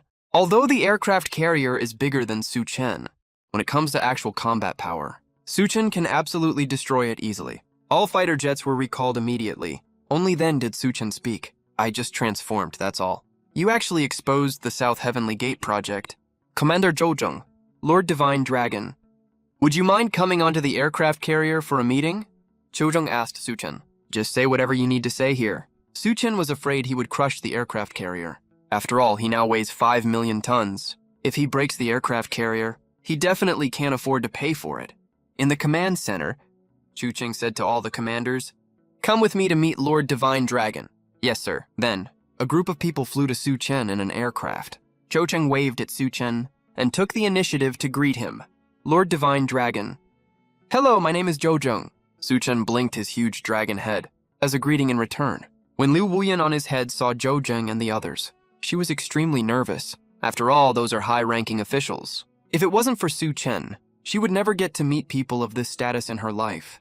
Lord Divine Dragon. Why did you suddenly appear above Jiang City? Because I'm about to enter my evolution period. Evolution period, Lord Divine Dragon. Do you mean you're still in your juvenile form right now? Zhou looked at Suchen, his terrifying 5,000-meter-long body, and asked in disbelief. That's right, hearing this, everyone including Zhou gasped in shock. A 5,000-meter-long body isn't even Suchen's limit. If he grows to his mature form, how big will his body get? 10,000 meters or even larger? Now that you're here? I have something to tell you guys right now. After Suchen finished speaking, he gestured to Liu Ruyan to tell everyone about Godzilla's invasion in the previous life. So Liu Ruyan told Zhou everything in detail about what is going to happen in the future. After hearing her account, Zhou and all the commanders looked very serious. For them, Godzilla is an incredibly powerful being. Lord Dragon God, since you already know about this, please bless China and help us stop Godzilla. In Suchen's golden tree-shaped pupils, a rare look of embarrassment appeared. Why do I feel like Lord Dragon God looks a little awkward? His awkward expression is so obvious, right? Everyone felt that the giant dragon in front of them was just like a real living human being. Since I'm about to evolve, I will have to sleep for a period of time. Lord Dragon God, how long will you be asleep for? At least 4 days. 4 days from now is exactly the time Godzilla will invade. If Suchen doesn't wake up in time, China will face a terrible catastrophe. Lord Dragon God, can you wait for a while before going to sleep? He wanted Suchen to help deal with Godzilla. No, I will fall asleep by 12 midnight at the latest. There is no way to delay this. Zhou and the commanders looked at each other, not knowing what to say. This was all just way too coincidental.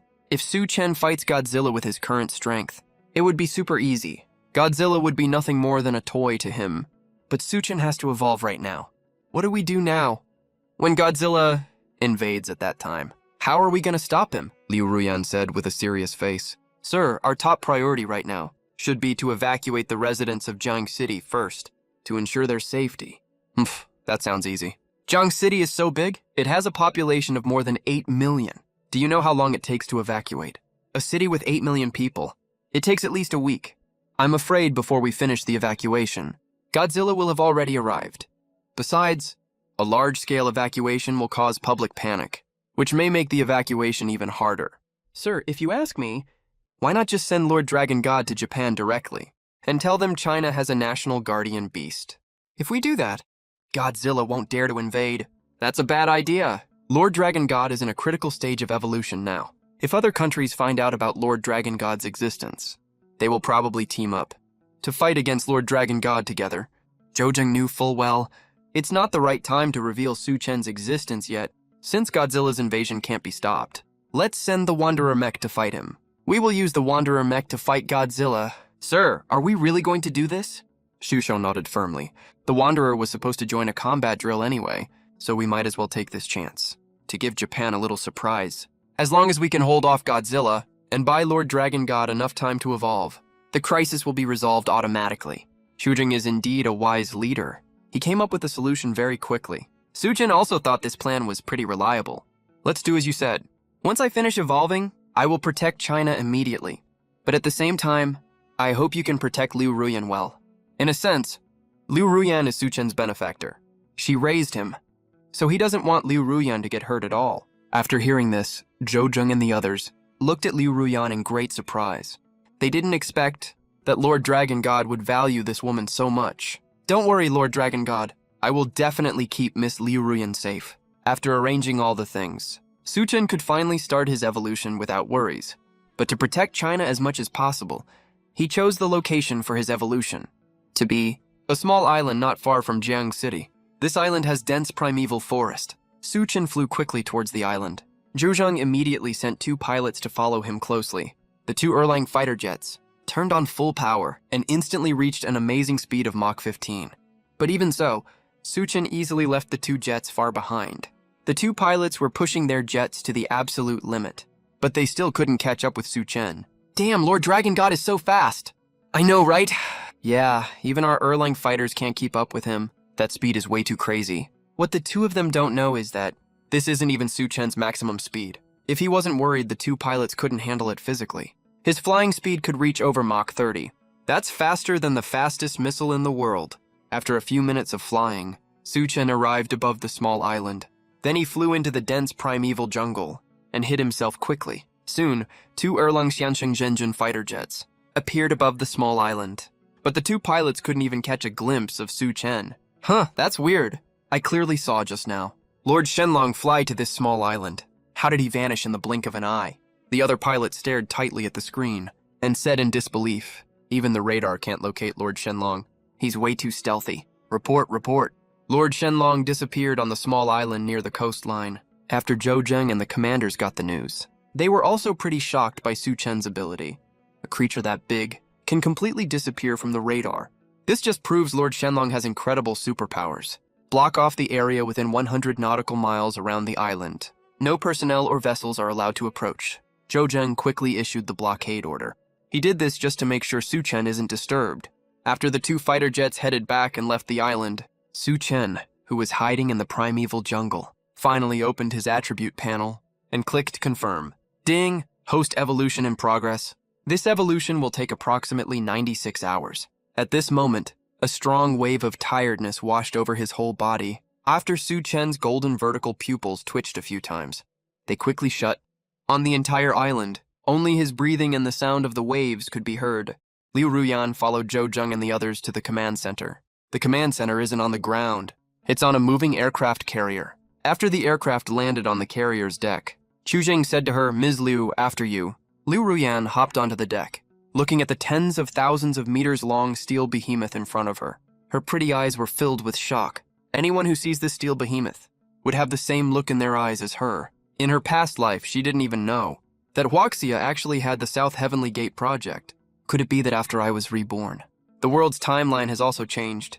Or is it that the South Heavenly Gate project was aborted before launch in my past life? No matter which of these 2 possibilities it is, it's not a good thing for her.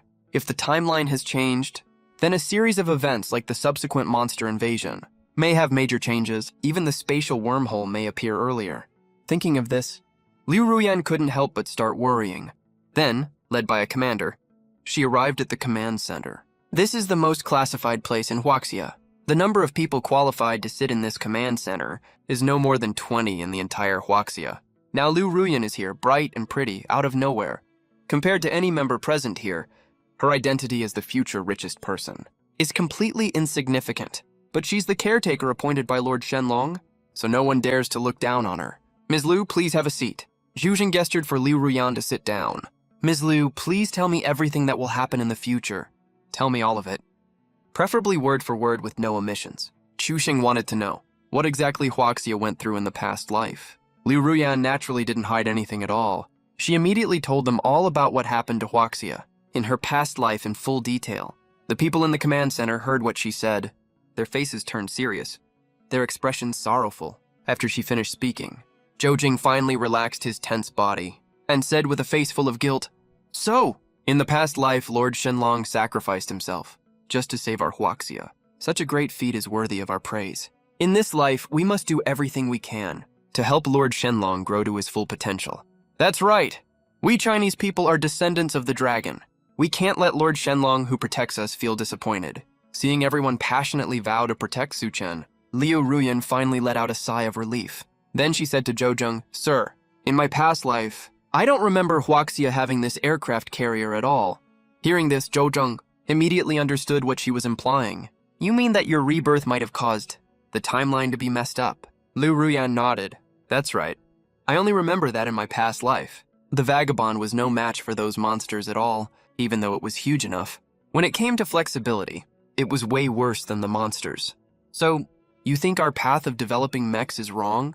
Liu Ruyan was silent for a long time, not daring to speak. She's just an ordinary businesswoman and knows absolutely nothing about the military, so she wouldn't dare to jump to the conclusion that the mech route is wrong. Xu Shou noticed her worry, so he comforted her.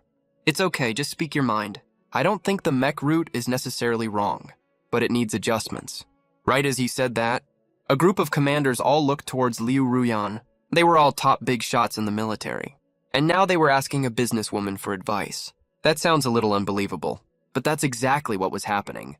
Right now, our mechs are designed to be piloted by two people, even though the pilots go through long-term training together and can sync up perfectly with each other. They are still two separate people after all. They might not have disagreements during regular training, but once they're actually on the battlefield, facing monsters and rapidly changing situations, coordination mistakes are pretty much unavoidable. Liu Ruyan put forward a very reasonable suggestion. In my past life, even though the mech debut was super impressive, with two pilots operating the same mech, when soldiers come up against monsters, they are at an absolute disadvantage in reaction speed. Maybe we can switch up our approach. The mech route might not work out as is. After hearing Liu Ruyan's suggestion, all the commanders' eyes lit up. That actually sounds like a new way of thinking. But if one person pilots a mech alone, I'm afraid their body won't be able to handle the strain. You know, a mech is extremely heavy. Even our strongest top soldier in the military can barely handle the pressure of piloting a mech. Oh right, didn't old Chen ask Lord Dragon God for a drop of dragon blood earlier? To develop serum, if we inject the soldiers with the serum, their physical fitness will improve drastically, and they might be able to pilot mechs alone. Miss Liu, did our country successfully develop the serum in your past life? Zhou asked Liu Ruyan. They have a rebirthed person right here. Why not just ask her about this kind of stuff directly? Liu Ruyan shook her head and said, in my past life, our country didn't develop any serum. On the contrary, India and the US developed serum from their own national guardian beasts and successfully made it work. They created a lot of guardian beast soldiers. The soldiers in their countries who got the serum shot grew falcon-like wings on their backs, and their legs turned into eagle-like sharp claws. These soldiers walk on their legs normally and fly up into the sky when they need to fight, but they can't fly for very long. Only about 2 or 3 minutes. In my past life, we called the US soldiers Wodijir. The Indian soldiers who got the serum shot turned into huge monsters with extremely high defense. Japan's soldiers had it the worst. They injected themselves with Godzilla serum and ended up with excessive nuclear radiation in their bodies. Almost all of them died before they even got to the battlefield. All in all, developing serum is totally doable, and soldiers who get the serum shot are indeed many times stronger than those who don't get it. But one thing worth noting is, you have to pick the right animal genes when developing serum. Otherwise, you might end up making things worse. Zhou Jing looked at the commanders and said, you all heard Miss Liu's suggestion, right? Hurry up and tell old Chen about this. Right away, later. Zhou Jing asked Liu Ruyan a few more very critical questions. Liu Ruyan gave her suggestions based on how things developed in her past life. These suggestions are extremely valuable. For China, Miss Liu, we'll have to wrong you to stay on this aircraft carrier for a while. After all, I promised Lord Dragon God that I would keep you safe. As a rebirthed person, Liu Ruyan has extremely powerful combat ability. Even if Su Chen hadn't said anything, Xu Shou would still have protected her properly. 26 days left until the monsters arrive. That day, the US, Japan, India, the UK, and other countries all started global live streams.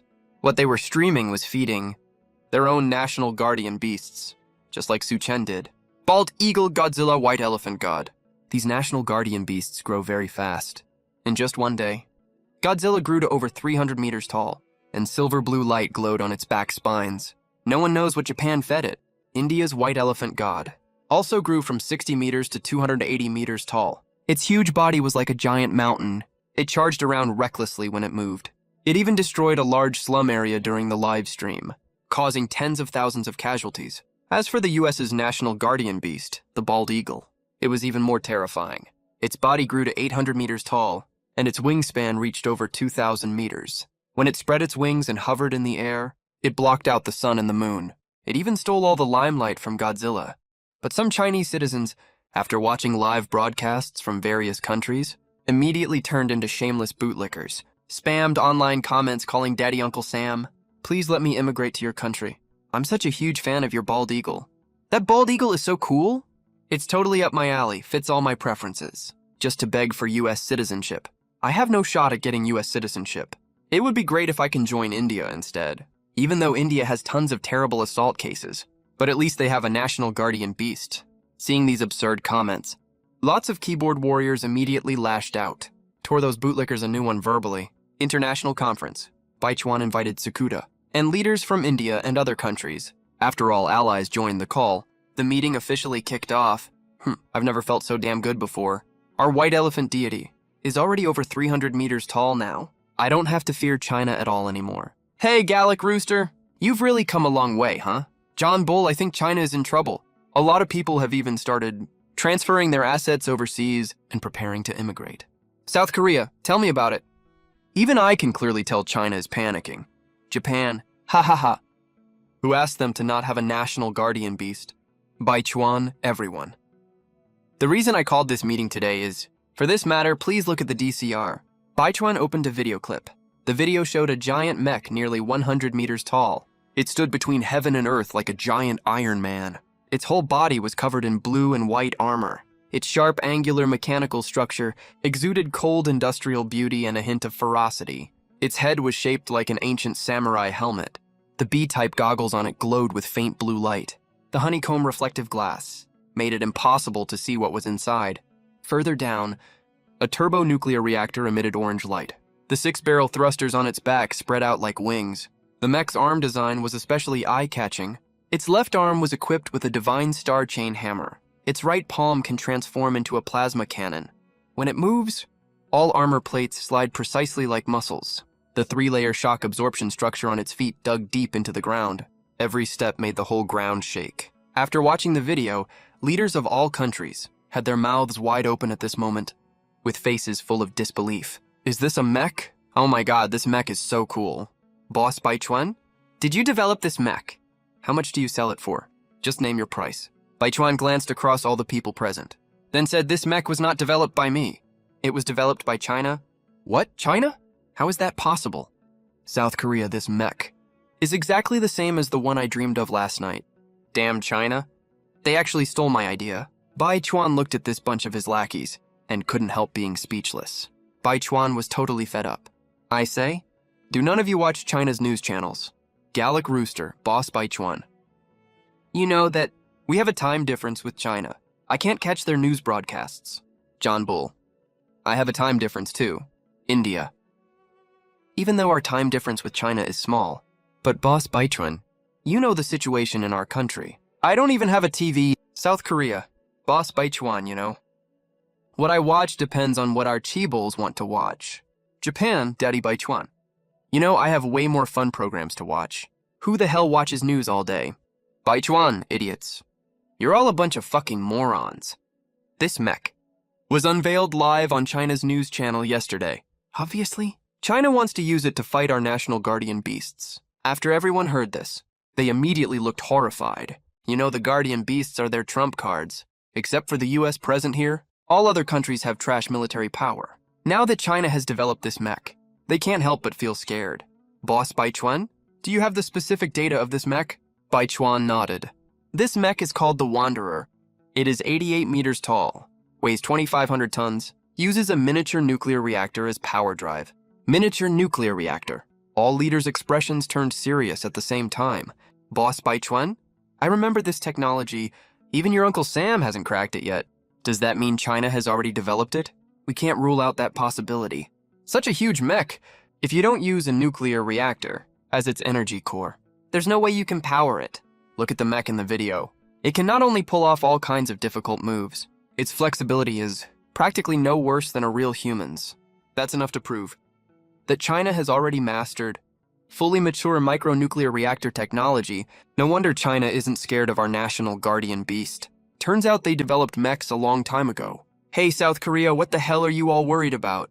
Yeah, China's mech development is super awesome.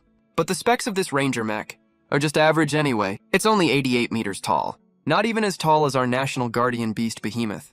Due to production capacity issues, South Korea's national guardian beast behemoth, eats too little, so it grows really slowly.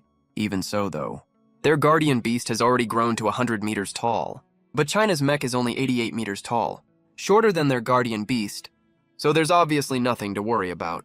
Baichuan heard this underling's absurd comment, wished he could jump through the screen and slap him hard. Idiot, did you forget what China's nickname is? They're called the infrastructure maniac, for crying out loud. As long as they have raw materials, they can build 10 units, 20 units, or even 100 mechs. One mech isn't a match for your guardian beast. What about 10? The leader of South Korea was instantly rendered speechless. Even if he's super dumb, he got what Baichuan meant right then. In the online meeting, leaders of all countries looked serious, because they all realized how serious the situation was.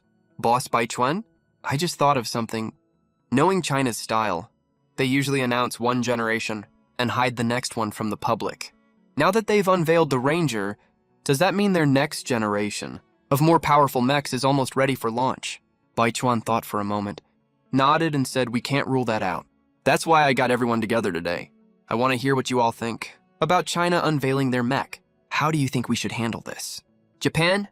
Their leader immediately caught Baichuan's hidden meaning. Then he was the first to speak up. China's mechs have become a serious threat to global security, so I think we need to impose restrictions on them. India. China should share their mech blueprints. France, exactly. They have to share their mech technology. Once you master mech technology, you basically master micronuclear reactor technology too. For every country here today, that's a huge technological breakthrough. After getting the answers he wanted, a smile appeared on Baichuan's face. Since we're all on the same page, I'll take the lead to invite China to join this meeting. With that, Baichuan invited Zhou Cheng to the online meeting. Beep, beep, Aircraft Carrier Command Center. An operator holding a laptop said to Zhou Cheng, Sir, Baichuan is calling, inviting you to join an online meeting.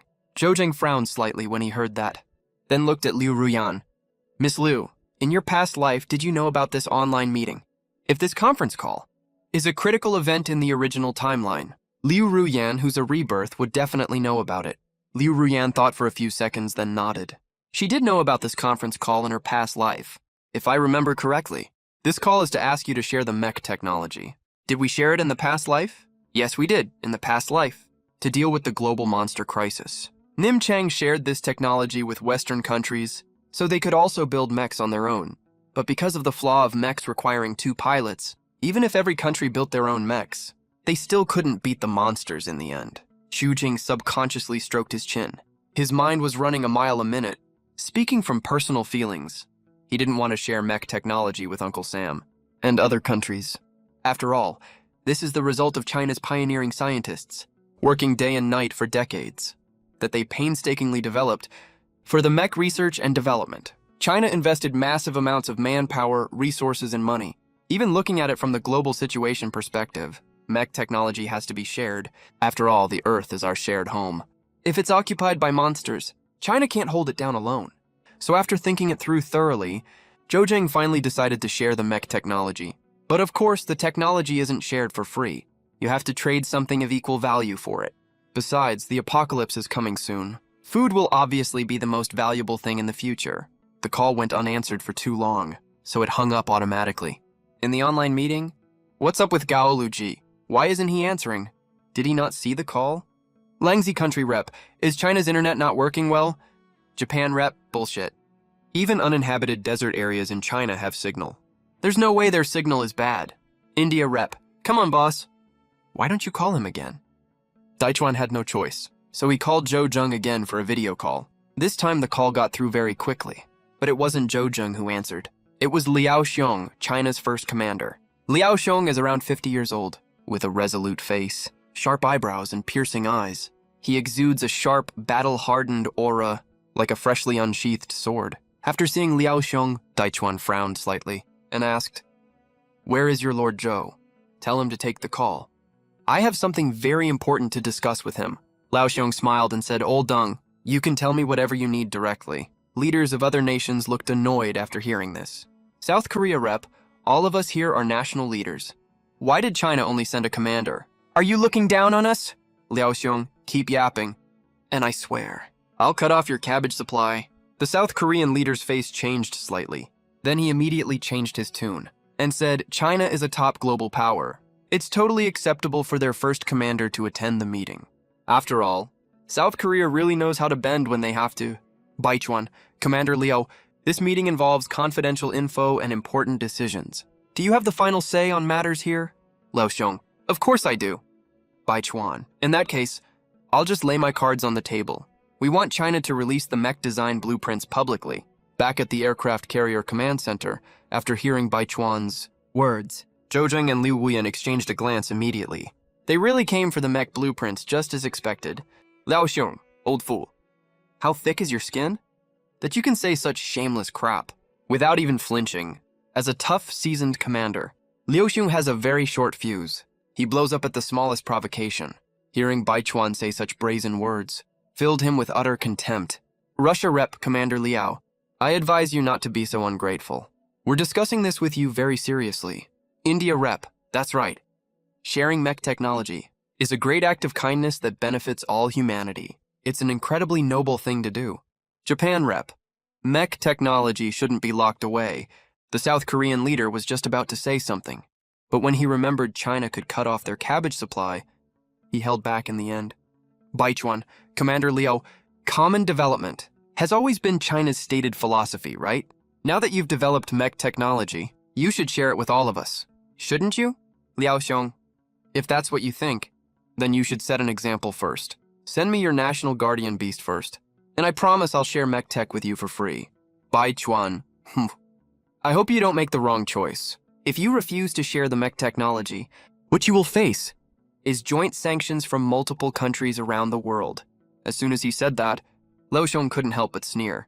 Of course you old fool are still the same. If you don't get the tech, you threaten sanctions. Like anyone's scared of you guys. Japan Rep, aren't you scared? We have national guardian beasts, you know? If you ask me, you guys should be the ones scared, not us. The Wanderer has already entered mass production.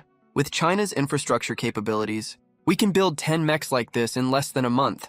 If you guys aren't afraid of dying, feel free to try sanctioning China. See if I don't beat the crap out of all of you.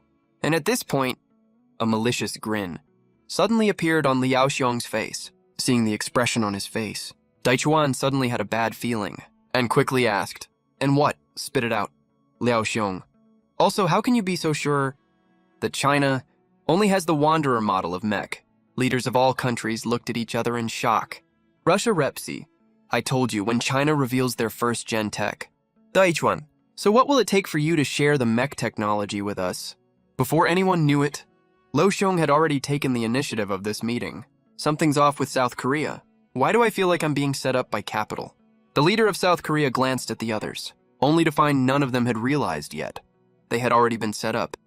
Brother Baichuan, the South Korean leader, was just about to remind Baichuan, but before he could finish speaking, Baichuan cut him off straight away. Adults are talking. You kid, don't interrupt. South Korea had no choice. Who made him so unimportant that no one listens to him? If you want China to share the mech technology with you, it's actually super easy. Trade us food for it. After Baichuan and other national leaders heard this, they were all dumbfounded immediately. Trade food for it. That's right, Brother Liao. France, why do you need so much food? Can you even finish all that? Lao Xiong, I'm gonna make Mao Tai and export it to you, so you can taste our Chinese national liquor, France. Our whiskey tastes really great, you know. Liao Xiong, that's just horse piss. India. Then how much grain do you need before you're willing to share the mech technology with us? Liao Xiong slowly held up one finger. For South Korea, 10 tons. For Japan, 100 tons. For France, 1,000 tons. India. Don't tell me it's 100 million tons for us. Liao Xiong, 100 million tons per country. Plus 200 million tons of meat. After Liao Xiong laid out the conditions for sharing mech technology, all the national leaders were dumbfounded on the spot. France, Commander Liao, I advise you not to make an exorbitant demand. Do you even know what the global annual grain output is? It's only a little over 2 billion tons, and now you're asking for half of it right off the bat. What's more, 30% of that output is yours to begin with. That means apart from you, the world's total annual grain output is only 1.4 billion tons. Are you trying to starve us all to death? India, exactly. The global annual meat output is less than 400 million tons, and you want 200 million tons of that. If we give you all that meat, what are we supposed to eat? UK, Boss Baichuan, we can't agree to China's request. He's simply asking an outrageous price. The leader of Langzi state wanted to warn everyone not to fall for Liao Xiong's trap, but he couldn't get a word in at all. Bai Chuan stared at Liao Xiong without saying a word. No one knew what he was thinking. After a little while, he said, "Commander Liao, this is a very important matter. We need to discuss it together first. I'm gonna mute you for now, and we'll unmute you once we've reached a decision." Liao Xiong, no problem. Then Bai Chuan muted Liao Xiong, China Command Center. Liao Xiong looked at Zhou Zheng and asked, "Sir, do you think they'll agree to our conditions?" All those conditions just now were proposed by Zhou Zheng. The total value of this grain is practically immeasurable. Zhou Zheng smiled and said, "Don't worry. They'll definitely agree. We can grow more grain when it's gone. But if you miss this chance for mech technology, you'll never get another one like it. Especially for tech powerhouses like the US, they're super greedy for mech technology. Even if other countries aren't willing, Bai Chuan will force them to agree." Online meeting. Bai Chuan looked around at everyone with a serious face and asked, "You all heard Commander Liao's conditions, right? So I want to hear what you all think about this. South Korea, I think..." Adults are talking. Kids don't interrupt. The South Korean leader tried to speak again, but was cut off by Bai Chuan. Once again, then Bai Chuan straight up muted him for the rest of the meeting.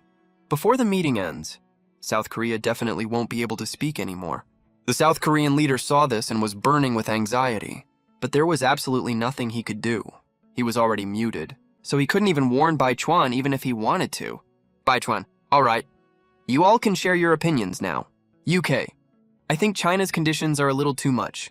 India, UK, please drop the A little. France, China is asking for way too much. Japan, I can't come up with that much grain. You all know that my country's land area is super small, and we get earthquakes every single day. Our annual grain output can't even feed our own people. The national leaders made their stance pretty clear. They can't afford the conditions China proposed. Bai Chuan, I understand all of your difficulties. But when it comes to mech technology, if you let this chance slip, you won't get another deal like this ever again. This time China dares to ask for 1 billion tons of grain and 200 million tons of meat. Next time they'll dare to double this demand. Believe it or not, everyone exchanged glances. Rooster Gall, but Boss Bai Chuan, I really can't come up with that much grain. John Bull, same here. Bai Chuan, can't come up with it? Don't you know you can spend money to buy it? Compared to the UK and India, countries like Rooster Gall and John Bull do have much lower annual grain output for sure. Rooster Gall, that's gonna cost so much money. Bai Chuan, is now the time to care about money. Don't panic, it's fine. China is willing to sit down and talk with us calmly. Otherwise, give them a little more time. And they'll drive mechs straight to your capital city, and it'll be too late to negotiate terms by then. Rooster Gall, if that's the case, then I agree. John Bull, I don't have much grain, but I can contribute more meat. Bai Chuan, what about you, Footpot Chicken? Footpot Chicken, you guys all agreed, huh? But let me make this clear first. I can only spend money to buy grain. Haikon nodded. All right, since that's the case, everyone pool the grain from your national treasuries. Leaders of all countries immediately contacted their own national food administrations. A few minutes later, they came back online. Uncle India, our national grain reserve has 200 million tons of grain and 50 million tons of meat reserves. Rooster Gall, I only have 20 million tons of grain and 10 million tons of meat. John Bull, I have 30 million tons of grain and 40 million tons of meat. Finally, all leaders added up their contributions for a total of over 800 million tons of grain and over 200 million tons of meat. Bai Chuan, I'll cover the rest of the grain. No choice, who let me bring two? Guys with zero grain reserves. Little brothers along with me. Regarding this, of course no one had any objections. Bai Chuan, since everyone has no objections, I'll unmute Liao Xiong now. After everyone reached an agreement, Bai Chuan removed Liao Xiong's mute status. Liao Xiong, looks like you guys have reached an agreement, huh? Haikon nodded and said, Commander Liao, after careful discussion, we've decided to accept the terms you just proposed. They actually agreed. Liao Xiong immediately looked at Zhou Zheng with admiration. No wonder he's the country leader. He's got Bai Chuan and the others completely wrapped around his finger. Liao Xiong, since you've agreed, hurry up and ship the food to our country. I'm only giving you 3 days. 3 days? That's way too rushed, isn't it? Rushed? 3 days is more than enough for you to ship the food over. Starting now, all ports in our country have suspended all other cargo operations, reserved exclusively for your ships. Besides, our airports have also opened special food transport channels. If you work around the clock to deliver, you should be able to get all the meat delivered. Although Baichuan didn't understand why China needed food so urgently, since the other side already said so. Of course, he couldn't refuse. All right, I'll arrange planes and cargo ships right away to start shipping grain to your place. Footpot chicken now. You can send us the mech blueprints first, right? Liao Xiong, wait a moment. Then he sent a document to all the national leaders present. Everyone couldn't wait to open the file, but after reading through the file, they found that this document was actually only a PPT of the Wanderer mech's parameters. The core micronuclear reactor technology wasn't mentioned at all. In other words, this PPT is completely useless. You can only build the shell of the Wanderer mech with it. Baichuan said, Commander, why is this incomplete? Where are the key technical blueprints for the micronuclear reactor? Lao Xiong, the remaining blueprints will be sent to you. Once the grain arrives, Baichuan, are you kidding me? Subordinate, Boss Bai, forget it. It's not like we can't wait. An extra day or two. Baichuan snorted. Commander, I hope that after you receive the grain, You will... send the remaining key materials to me as soon as possible. Liao Xiong, no problem. If there's nothing else...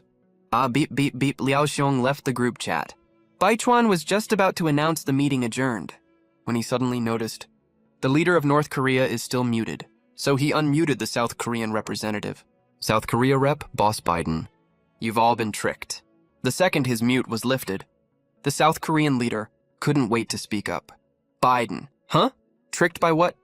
South Korea rep, China set all of you up.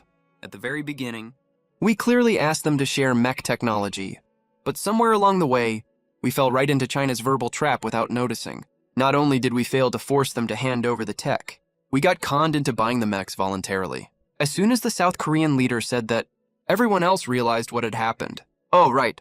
Weren't we supposed to force them to hand over tech at first? Biden's face turned extremely gloomy. He'd given way too much to get the mech technology. Not only did he chip in his own share, even the shares for his two little buds, Japan and South Korea. He paid for those too. What else could he do? Those two useless losers can't even grow enough food on their own land. Biden, you knew this was a trap set by China. Why didn't you warn me? The South Korean leader whined. You're the one who said, kids shouldn't interrupt when adults are talking. On top of that, you muted me. How was I supposed to say anything? Biden's face turned white with rage. Fucking assholes. India rep. Calm down, Boss Biden. We already promised to give the food. Might as well just hand it over. We can grow more next year anyway. France, come on.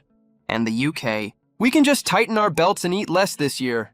As long as we don't starve to death, it's fine. Next year, when we have a good harvest, we can just stock up more. What's done is done. This is the only way for now.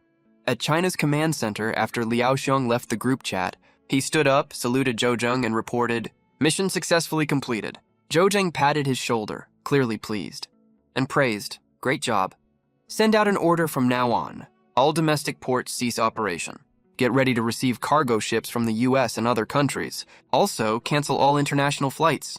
The whole country only allows entry, no exit. According to the timeline of the previous life, Godzilla will arrive in a few days. So, China must go all out to prepare for its arrival. Put all mech factories into full operation. Try to finish assembling another Ranger mech within 3 days for testing. Oh right, Chief. When the food from the US and other countries arrives, are we really going to give them the mech blueprints and the technology? At the end of the day, Liu Xiong was still reluctant to give up the mech technology. After all, China had poured too much effort into it. That hard work is worth way more than food. But Chucho nodded seriously. Mech technology is important for sure. But when the fate of the entire global village is at stake, it's worth nothing. If we don't make the mech technology public and let more countries afford to build mechs, then when the monsters arrive, the burden on our shoulders will be way heavier. At that point, we'll have to take on the responsibility of saving the whole Earth. If we succeed, that's great. But what if we fail? We'll become sinners. Instead of that, we'd better make the mech technology public. Let more powerful countries join the plan to save the Earth. Chief, you're so righteous. Liu Wuyan was completely impressed by Zhou Zheng's broad mind. What no one expected was, Chu Qing suddenly changed the topic and said, once the food is delivered, immediately release the mech tech to all countries worldwide for free. Zhou Qing's words, made Liao Xiong and Liu Wuyan gasp at the same time. Holy shit, that's a total underhanded move. It's such a low blow. Time flew by. Since Su Chen entered his evolutionary hibernation, 90 hours had passed in the blink of an eye. Right now, in the primeval forest of an unknown island, Su Chen's originally 5-kilometer-long body had shrunk by 100 meters. On the ground lay a giant dragon shell like a snake's shed skin. Su Chen's body wasn't as majestic as before, but it had gotten much darker. He was coiled up like a snake right now. If anyone looked down at him from above, they'd find he looked just like a black hole. A void energy field appeared around his body, as if everything was being swallowed. The surrounding energy was being devoured by him at a speed visible to the naked eye. The originally lush primeval forest's leaves turned yellow and wilted. Even the hard rocks has also turned into weathered powder. The changes happening to Su Chen quickly caught the observer's attention. He hurried to report this to his superiors. But as for his changes, Liu Ruyan, Zhou Jing and the others have no idea why this is happening. Maybe we can only get answers after he wakes up. Lao Xiong from the aircraft carrier command. After hanging up the phone he was holding, said to Zhou Zheng, "The grain from Lord Yingjiang's side has all arrived at our country's port. We've also checked the total quantity and confirmed there are no errors." Xu Shou said, "Good. Arrange a live broadcast immediately and notify all major media outlets around the world. I'm going to release the mech design blueprints." Shi Laoxiong immediately followed Zhou Zheng's order to inform all global media outlets about holding a press conference. Roughly an hour later, everything was ready. Zhu Qing stood in the broadcast studio of the aircraft carrier and spoke to the live camera with a serious face. "Hello everyone, I'm Zhou Zheng, leader of Huaxia Nation. I'm sure all of you already know about our Wanderer mech. After careful consideration, I believe that our Huaxia Nation should not block mech technology from others. Therefore, I've decided to share mech technology with the whole world for free. Leaders of all countries watching this live news broadcast were instantly moved to tears. Someone send a formal letter to Huaxia right now. Our country wants to establish permanent diplomatic relations with Huaxia. Hurry up! Take all the cultural relics we took from Huaxia back then and return them right away. Huaxia is literally a role model for all of us. Huaxia has such an amazing big picture vision. Quick, take our Wakandan vibranium. Send 100 tons for free. No, send 10,000 tons to Huaxia. At the same time, after learning that Huaxia plans to give mech technology away for free to every country on Earth, Baichuan was so angry that he slammed the cup in his hand on the floor. Damn it, that's so freaking despicable. Huaxia is literally scamming us like total suckers. Ring Baichuan's personal phone rang right then. It was from the leader of the Foot Basin Chicken Nation. "Daddy Baichuan, did you see the news? Huaxia actually gave away mech technology for free to all countries. Baichuan, they're going too far. Way too far, that is. Foot Basin Chicken, Daddy Baichuan. What about all the food we spent? What was that for? Were we just unlucky?" Baichuan, we can't just let this go. Foot Basin Chicken, Daddy Baichuan. What do you mean? Baichuan, it's time to see if Godzilla or the Wanderer mech is actually stronger. If Godzilla can beat the Wanderer mech to a pulp, then I believe most countries will definitely not be willing to spend too much time and energy on mechs. In a way, the food we spent won't be totally wasted. Foot Basin Chicken. Daddy Baichuan, you're so brilliant.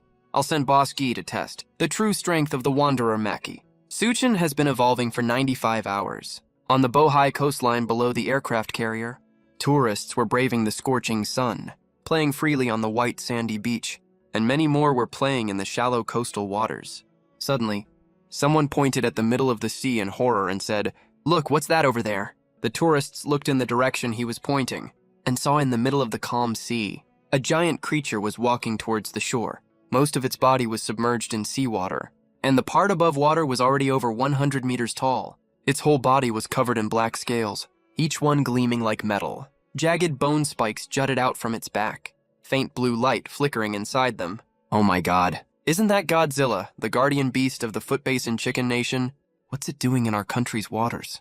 Maybe Godzilla didn't get enough to eat in Foot Basin Chicken Nation, so it came to Huaxia to ask for shelter. Why do I get the feeling Godzilla is here to cause trouble? Right at this moment, several fighter jets suddenly appeared in the sky, flying straight towards Godzilla. At the same time, shrill sirens went off along the coastline. Attention, attention! All personnel must leave the coastline immediately and find a sturdy building to use as shelter. This is not a drill. Repeat, This is not a drill. All personnel must leave the coastline immediately and find a sturdy building to use as shelter. What's going on? Some quick-witted tourists already figured out what was happening and shouted, "Run! Godzilla is coming to attack us." What? Godzilla is coming to attack us. That's totally impossible. Does that mean Japan is going to turn on us for real? Those cheating, shameless scumbag Japs. We literally just gave them the Wanderer mech blueprints, and they stab us in the back right away. Turns out they're just ungrateful, greedy curs. Look, it's the Wanderer mech! Someone else suddenly screamed. A super cool-looking Wanderer mech suddenly dropped from the sky. Boom! The Wanderer mech plunged straight into the ocean, sending huge waves splashing everywhere. All its gears were whirring, oozing that awesome mechanical aesthetic. When people on the coast saw this giant steel beast, they got totally hyped up instantly. Holy shit, the Wanderer mech is so sick. Let's go, boys, get fired up. Go Wanderer mech. Kick Godzilla's ass! Even though the announcement just said to leave the coastline and find shelter immediately. This is such a once-in-a-lifetime scene. There's no way these tourists are gonna miss it. Some of them even started live streaming right on the spot. Title: Wanderer Mech vs. Godzilla. The comments in the live room were so dense they almost looked like a mosaic. Holy shit, mech fighting Godzilla. Hey streamer, where are you right now? Is this a movie clip? Streamer. Can you get closer? Do a close-up live stream? I'll send you traffic support. At the same time, right behind Godzilla, a helicopter was slowly approaching. This is a Winch Country helicopter. The reason they're here is to do a global live stream of Godzilla fighting the Wanderer mech, head of Mech Country. Winch Country is going way too far. The only reason they're doing this is just to make the whole world laugh at our embarrassment. No way, I'm sending drones right now to blow their live stream helicopter out of the sky. Liu Xiong's tough face was twisted with rage. The Wanderer mech is loaded with the most advanced weapon system in the world, but it's only 88 meters tall. Compared to Godzilla, who's over 300 meters tall, its base stats are way worse. Even though Liu Xiong has no idea how strong Godzilla actually is, the massive size difference between the two makes it hard not to think that the Wanderer mech is no match for Godzilla. But Zhou Zheng immediately stopped Liu Xiong and said very calmly, "Ignore them. Winch Country is running this global live stream because China shared mech technology with every country in the world for free earlier and totally made a fool out of countries like the US and Winch Country. So it's no surprise that they'd pull a stunt like this. But sir, what if the Wanderer mech can't beat Godzilla?" Liu Xiong was worried that mech technology would become a laughingstock and humiliate the whole of China as well. Look at it another way. Isn't this the perfect chance for us to use this battle to test the real combat strength and data of the Wanderer mech, even if it really can't beat Godzilla? We'll know later on which parts of the mech we need to improve. Besides, how do you know that the Wanderer mech definitely can't beat Godzilla? Zhou Zheng's words gave Liu Xiong a lot of confidence. He picked up the walkie-talkie and said to the two pilots inside the mech, "Ahoo, remember, this is not a drill. Give it 100% of your power. Let the whole world see how badass our Chinese mechs really are." "Yes, sir." With Liu Xiong's order, the Wanderer mech immediately got into a combat stance. At the same time, Godzilla also arrived in front of the Wanderer mech. There's over a 3x size difference between the two. The Wanderer mech looks like a dwarf next to Godzilla. Godzilla threw its head back and let out an ear-splitting roar, as if it was challenging the Wanderer mech.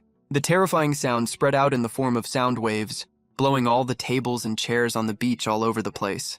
Japan's livestream helicopter was also hit by the sound wave attack and started wobbling uncontrollably. Too bad it didn't crash. But facing its roar, the Wanderer mech didn't move an inch, because behind it is Chinese territory, and the Chinese people in the mech cockpit. The two pilots, Along and Ahu, skillfully turned on the weapon system and started operating the mech. Clink, clink, clink! The steel armor on the Wanderer mech's shoulders popped open. Rows of armor-piercing rounds showed their sharp tips fire. Whoosh, whoosh, whoosh! All 32 armor-piercing rounds from both sides blast out of the barrels in a split second. Straight for Godzilla! Boom! The armor-piercing rounds hit Godzilla right on the head. And the chest, the force of the explosion knocks it off balance, almost falling flat on its ass into the sea. Tourists on the beach watching this burst into excited cheers. Wanderer. That's dope, but inside the mech cockpit, Along and Ahu are looking dead serious right now. Because the mech scan system shows The earlier armor-piercing rounds didn't even scratch Godzilla's skin. Damn, this monster's defense is insane. Even armor-piercing rounds can't get through it. And that attack from Wanderer just now has officially pissed Godzilla off. It lifts its massive foot and stomps straight for the mech, like a collapsing mountain. Along and Ahu sense the danger at the same time? They yank the mech into a roll. Boom. The next second, Godzilla's massive foot slams right where the mech had stood. The ground caves in immediately under the force. If Wanderer hadn't dodged just now, it would have been straight, crushed into a pile of scrap metal. Morningstar Chainhammer. Wanderer. A giant metal sphere pops out from the mech's left arm, covered all over with sharp spikes. At the end of the metal sphere is welded a 20-meter-thick iron chain. This is its primary offensive weapon. Go! Under Along and Ahu's control, Wanderer hurls the metal sphere with full force. The sphere, trailing the chain behind it, wraps tightly around Godzilla's leg perfectly. Pull hard! Inside the cockpit, Along and Ahu strain their arms, mimicking a pulling motion, the muscles on their arms bulging, veins popping out on their foreheads. They're gritting their teeth hard, clearly giving it everything they've got. At the same time, the nuclear reactor in the mech's chest blazes with bright orange light. Full power. The 20-meter-thick, 100-meter-long chain goes taut instantly, boosted by the nuclear reactor's power. Wanderer unleashes a terrifying pulling force. Even Godzilla, with its insane weight, gets yanked backward by the massive force and loses its balance, falling hard to the ground. Boom! Godzilla's 300-meter-tall body slams hard into the sea, sending massive amounts of water flying. A few unlucky folks close to the shore get swept dozens of meters away by the waves. Seeing this, Liu Xiong is ecstatic. Ha! Great job, Along Ahu. At the same time, world leaders watching the live broadcast are all gasping in disbelief. Oh my god, China's mech is amazing! A mech with such incredible combat power, and China is willing to share the tech for free. You've got to admit, China really gets what common development means. Daddy China, I've brought you the lure or you want. Open the door quick. Leaders like Biden, Japan's leader, and others are looking very grim right now. The more powerful China's mech is, the more worried they get. Japan's leader, calm down everyone, no need to worry. Godzilla just hasn't used its full power yet. Otherwise it could destroy China's Wanderer mech in seconds. He knows the combat power of their national guardian beast pretty well. Just then, Wanderer takes advantage of Godzilla being in the sea and leaps high up. The rocket thrusters on its back immediately burst out with deep blue flames. The massive thrust lifts it 500 meters into the air. Along and Ahu make a sword drawing motion. Wanderer copies the motion and pulls a giant metal sword from its back. The giant sword is 80 meters long, almost as long as Wanderer itself. It grips the hilt with both hands. Both edges of the sword light up with orange glow instantly. This is China's secret weapon, the plasma sword. It's extremely sharp, can cut through any metal on Earth. Die! Along and Ahu roar! Raising their arms high to slash hard at Godzilla. Right now, the bone spurs on Godzilla's back glow bright blue, the glow spreading slowly from its head to its tail. It's about to use its ultimate move, Atomic Breath. Japan's leader sees this, an excited expression immediately appearing on his face. It's really pissed off now. It's about to use its ultimate move. Biden and the others are also looking forward to Godzilla's big move. In the blink of an eye, Wanderer falls from the sky, hurtling towards Godzilla like a meteor, under the effect of gravitational acceleration. When the sword reached the sides of its nose, tangible white air actually appeared. It looked like the surrounding air had been sliced open. Die! Roared Along and Ahu loudly. They swung their plasma sword down hard. Right at this very moment, Godzilla opened its massive blood-stained jaws. A blue glow lit up inside its mouth. The second they saw this blue light, an alarm immediately went off in Along and Ahu's ears. Warning! Warning! Abnormal energy detected. Please evade immediately. Oh no! After hearing the alarm, Along and Ahu's hearts sank at the same time. The outer hull of the Gypsy Danger Mech is forged from high-strength alloy. Other than nuclear bombs, almost no other attack can damage it. But now the system had detected danger. This means the blue beam in Godzilla's mouth can deal damage to the mech. But it was obviously way too late to dodge now. Quick, turn on the energy shield. Along pressed a blue button. A translucent energy shield instantly covered the entire Gypsy Danger. This energy shield is made of hexagonal panels, packed together just like a honeycomb. Who would have thought? Huaxia already developed the honeycomb energy shield.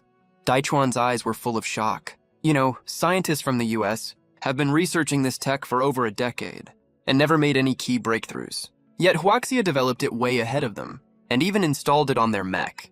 Huaxia has clearly surpassed them in technology. By this time, Godzilla was fully charged. Its atomic breath was ready to fire. Godzilla opened its giant jaws again. A bright blue beam blasted out of its mouth violently, and it hit perfectly, right on the Gypsy Danger, the terrifying heat from the atomic breath. At a speed visible to the naked eye, melted the outer hull of the Gypsy Danger mech. What? In the cockpit, Ah Long and Ah Hu's faces turned pale in horror. Godzilla's attack could actually melt the super tough mech hull. The next second, a terrifying impact hit both of them. Even though both were elite soldiers with top physical fitness, they blacked out immediately from the impact. Gypsy Danger was also pushed by the atomic breath, hundreds of meters away, and crashed hard onto the beach, leaving a huge crater in the soft sand. Molten iron from the melted mech hull dripped onto the sand, making a loud hissing sound. The nuclear reactor in the mech's chest was melted through, exposing its complex internal structure. Cables as thick as human arms snapped, hanging in midair, sparking everywhere. The cockpit took a massive impact and was completely deformed. Ah Long and Ah Hu were lying in a pool of blood, and their lives were hanging by a thread. A sharp alarm blared in the cockpit. Warning! Warning! Radiation levels exceeding safety limit detected. Pilots, please put on radiation protection suits immediately. How long? Ahu! Shouted Liao Xiong anxiously from the command center. But sadly, the two didn't respond at all. Godzilla slowly walked up to Gypsy Danger and stomped the cockpit into pieces with one foot. This provocative act made Liao Xiong see red. Fuck this shit. You dare kill Ah Long and Ah Hu? I'm gonna fucking kill you. Prepare the nuke! Blow this ugly bastard up! Just as Liao Xiong was about to press the nuke launch button, Li Ruyan stopped him immediately. Don't use the nuke no matter what. Why not? Godzilla grows by absorbing nuclear energy. Nukes are just nutrients for it. As a reborn person, Liu Ruyan knows Godzilla pretty well. This left Liao Xiong choked with frustration. We can't use nukes. Then how the hell do we beat Godzilla? Seeing Gypsy Danger get totally destroyed by Godzilla, leaders of all countries looked extremely grave, except for Dai Chuan and his group. Looks like mechs are no match for guardian beasts. Huaxia seems to have spec'd their tech tree wrong. Raising guardian beasts is obviously the right path. Abandon your mech building plan already. Even if you build more mechs, they won't stand a chance against these monsters. On the online meeting, the leader of Japan was looking down at everyone arrogantly, with a super smug look on his face. He even looked down at Biden too. Biden, if you keep looking down on me like that, I'll pull all US troops out of Japan right now. Wait, no, Biden, then stop being such an arrogant ass. Japan, okay, I got it. Japan, everyone saw that right. Huaxia's mech in front of the monster is totally useless and vulnerable. India. Wait, so you're saying we spent tons of food? Turns out we bought a bunch of useless scrap metal. John Bull, oh my god. We look like total idiots. Big stick, I told you so. That's Huaxia's trap. Actually, they're really worried that Huaxia's mechs are super powerful. But at the same time, they're scared the mechs aren't strong enough. The fear of the mechs being too powerful comes from losing their advantage of having national guardian beasts. After all, Huaxia has already made the technology public. Pretty much any country can build them. If the mech's combat power exceeds expectations, their situation will get really dangerous. But if the mechs aren't strong, they just wasted all that grain for nothing. Let's just say these mechs are like chicken ribs, not tasty enough to eat, but too wasteful to throw away. Whether the wearable mech technology is useless still needs further discussion. Right now, I just want Huaxia to pay the price. John Bull's side must make them pay. Gorby, make them give our grain back. If they don't, we'll send Godzilla to hit them with its atomic breath. Hearing this, Baichuan immediately had a light bulb moment. That makes sense. The leader of Foot Base in Chicken Country immediately followed Baichuan's order and gave Godzilla the command. After receiving the order, Godzilla started walking towards the city step by step. It crushed all the coastal houses under its feet. Countless terrified screams erupted one after another. In the command center, they saw Godzilla heading into the city. Everyone immediately tensed up with worry. What is it trying to do? Oh no! It's going to attack the Jiangcheng nuclear power plant. Liu Ruyan figured out Godzilla's plan. At the same time, she was shocked to realize the plot of this life is different from her past life. In her past life, Godzilla never attacked the Jiangcheng nuclear power plant. It looks like after she was reborn. Some things have definitely changed. Jiangcheng's nuclear power plant is the 5th largest in Huaxia. The power it generates every year is enough to power 2 entire provinces for a whole year. If the nuclear power plant is damaged, it will lead to massive losses at all costs. We have to stop Godzilla. Liu Xun gave the order to stop Godzilla. Squadrons of fighter jets roared towards Godzilla and kept firing missiles at it. But Godzilla has super thick skin and isn't scared of missile attacks at all. Instead, several fighter jets got shot down by accident and crashed into tall buildings, causing massive explosions. Jiangcheng citizens watching this apocalyptic scene started running around in a panic. Luckily, Zhou Jing had already given the evacuation order earlier, so there aren't that many residents left in Jiangcheng right now. That's why there weren't mass casualties. Has Lord Sheneng woken up yet? Zhou Jing asked the observer. Observer. Lord Sheneng still shows no sign of waking up. But he's almost dug up the entire island. All the trees have withered, and the reefs have turned to sand. Learning that Su Chen still hadn't woken up, Zhou Jing's expression became extremely serious. Lord, if this really doesn't work, should we send Erlang Shensheng Zhenjun? The fighter jets have arrived. These standard fighter jets can't hurt Godzilla at all. But if we send Erlang Shensheng Zhenjun out, the entire Nanshanmen project will be exposed. That's not what Zhou Jing wants to happen. Hand me the phone. I want to talk to the leader of Foot Basin Chicken Country myself. He wants Foot Basin Chicken Country to call off Godzilla immediately. Otherwise, we will consider it a declaration of war. Just as Zhou Jing was talking with the leader of Foot Basin Chicken Country, Su Chen, who was sleeping on the small island, suddenly heard a system notification. Congratulations, host, you have evolved to mature form. Su Chen slowly opened his eyes. He blinked his golden dragon head. Evolution successful. But right after, he saw his old shell next to him like a snake's molt. Holy shit. I actually got smaller after evolving to mature form. Before evolution, I was a full 5 kilometers long, but now I'm only a little over 100 meters long. But I can clearly feel that even though my body is smaller now, my strength and body toughness have increased a lot. My dragon scales are denser. My dragon claws are sharper. Even my dragon horns are much longer than before. Open the attribute panel. Name, Devouring Ancestral Dragon Mature Form. Length, 150 meters. Weight, 5 million tons. Skills, Ancestral Dragon's Might, Infinite Devour. Can speak human language. Dragon Sense, Omnipotent Dragon Body, Dragon Soul Contract, Sky-Rending Claw. Eternal Dragon Scales, Dragon Blood War God. Evolution Points, 4537. After reading the attribute panel, Su Chen was shocked to find he had gained 2 more new skills. My length has shrunk from 5 kilometers to 150 meters. But my body weight hasn't changed at all. That's actually pretty crazy. Let's check what these 2 new skills are first. The 2 new skills Su Chen got. One is called Eternal Dragon Scales. The other is called Dragon Blood War God. Both of them are combat skills.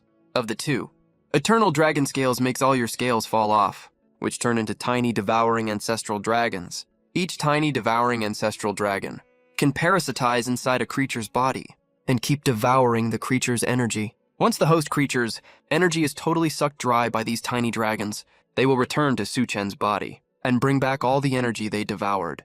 Damn, this skill is so awesome. Plus, new scales will grow back in no time after the old ones fall off.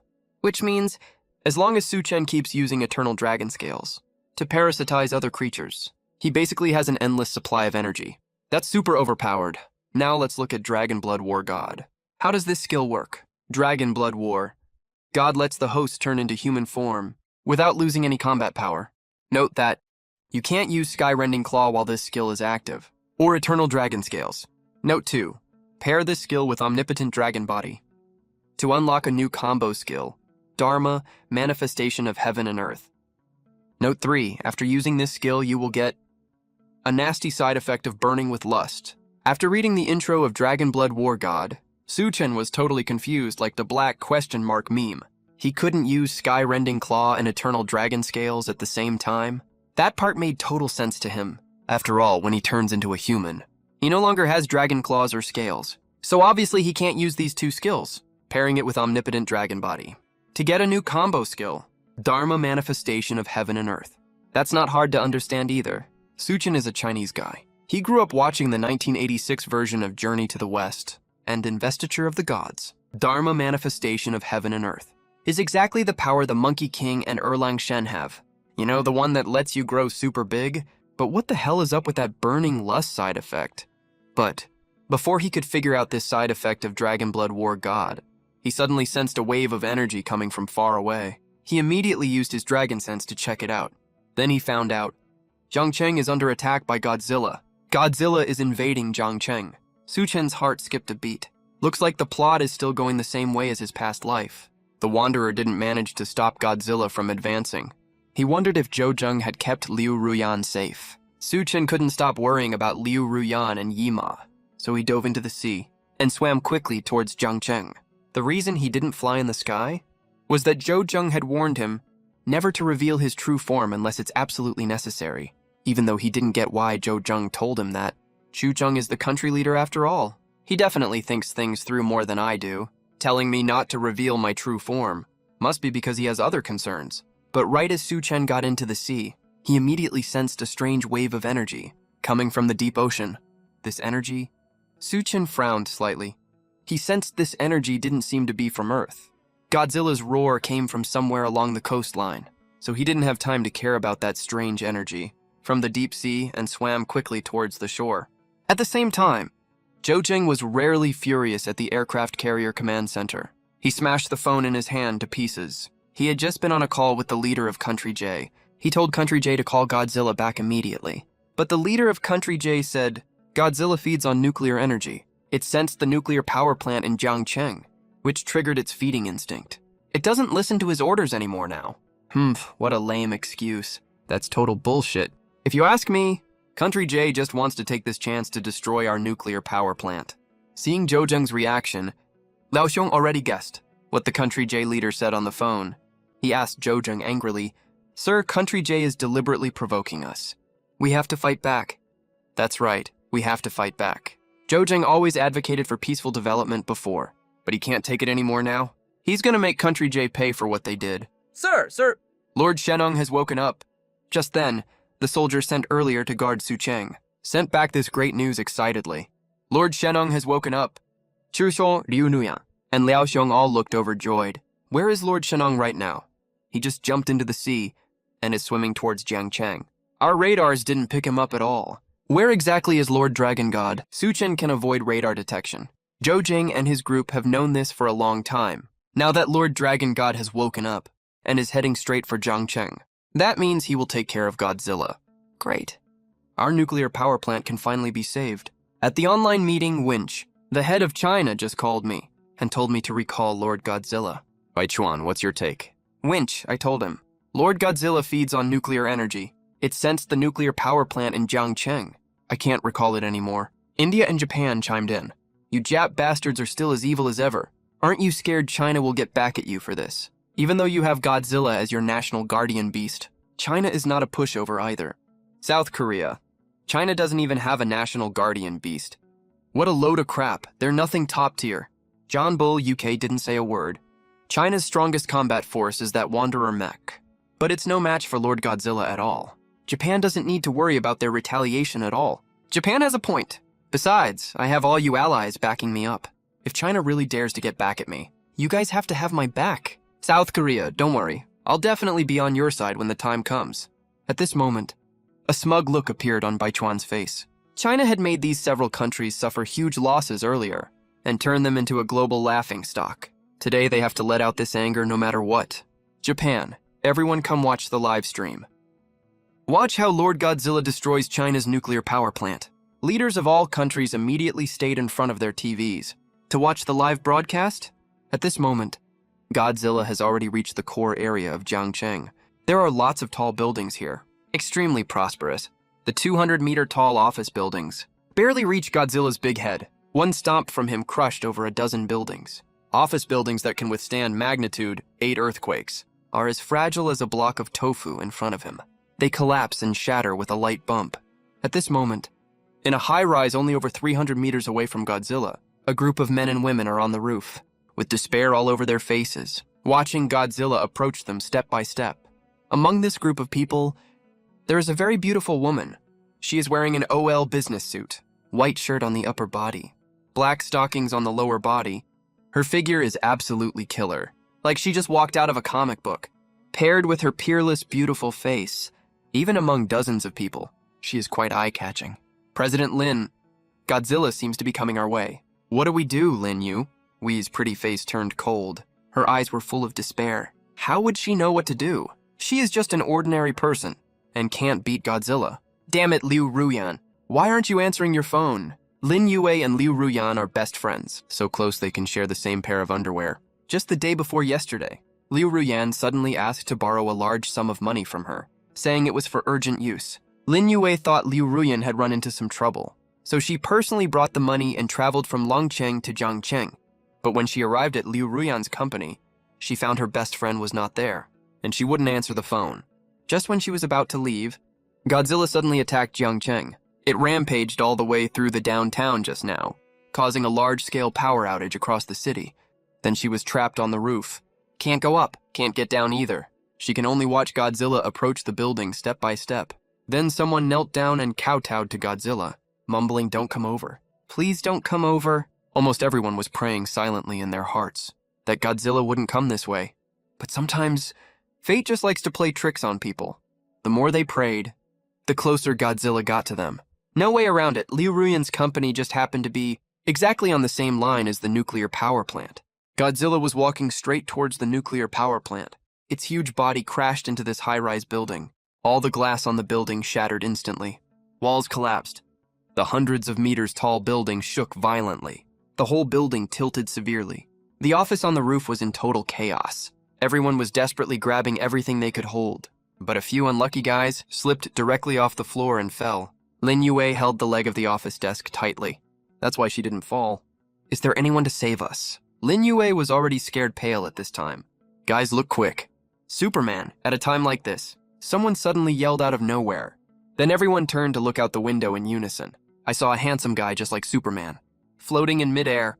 Whoa, that's so freaking epic. He can actually fly. Is he here to save us? Oh my god, he's so hot all of a sudden. A girl was looking at him with stars in her eyes, like she just saw her Prince Charming. Lin Yue also looked at the Superman outside the window. He looked to be in his early 20s. Super good looking. Tall and well built. Is he really Superman? Actually, the guy flying in the sky is no one else but Su Chen. To avoid exposing the Devourer clan, he used the skill of Dragon Blood Warrior and turned into human form to face Godzilla. At the same time, his figure also appeared on the global livestream. Holy shit, what is that? What's going on? How come there's a human in China that can fly in the air? Is that really a human? Wait, could that be a Chinese immortal? Not only were people all over the world confused, even Zhou Zheng, Liao Xiong, and Liu Wuyan were stunned right now. What's happening? Didn't we say Lord Divine Dragon went to Jiangcheng? Where did this flying guy suddenly come from? Where is Lord Divine Dragon? Who is that guy? Hurry up and check with the Sky Eye system. Liao Xiong was about to use the Sky Eye system to check Su Chen's identity, but Zhou Zheng stopped him. We don't know where this powerful guy came from.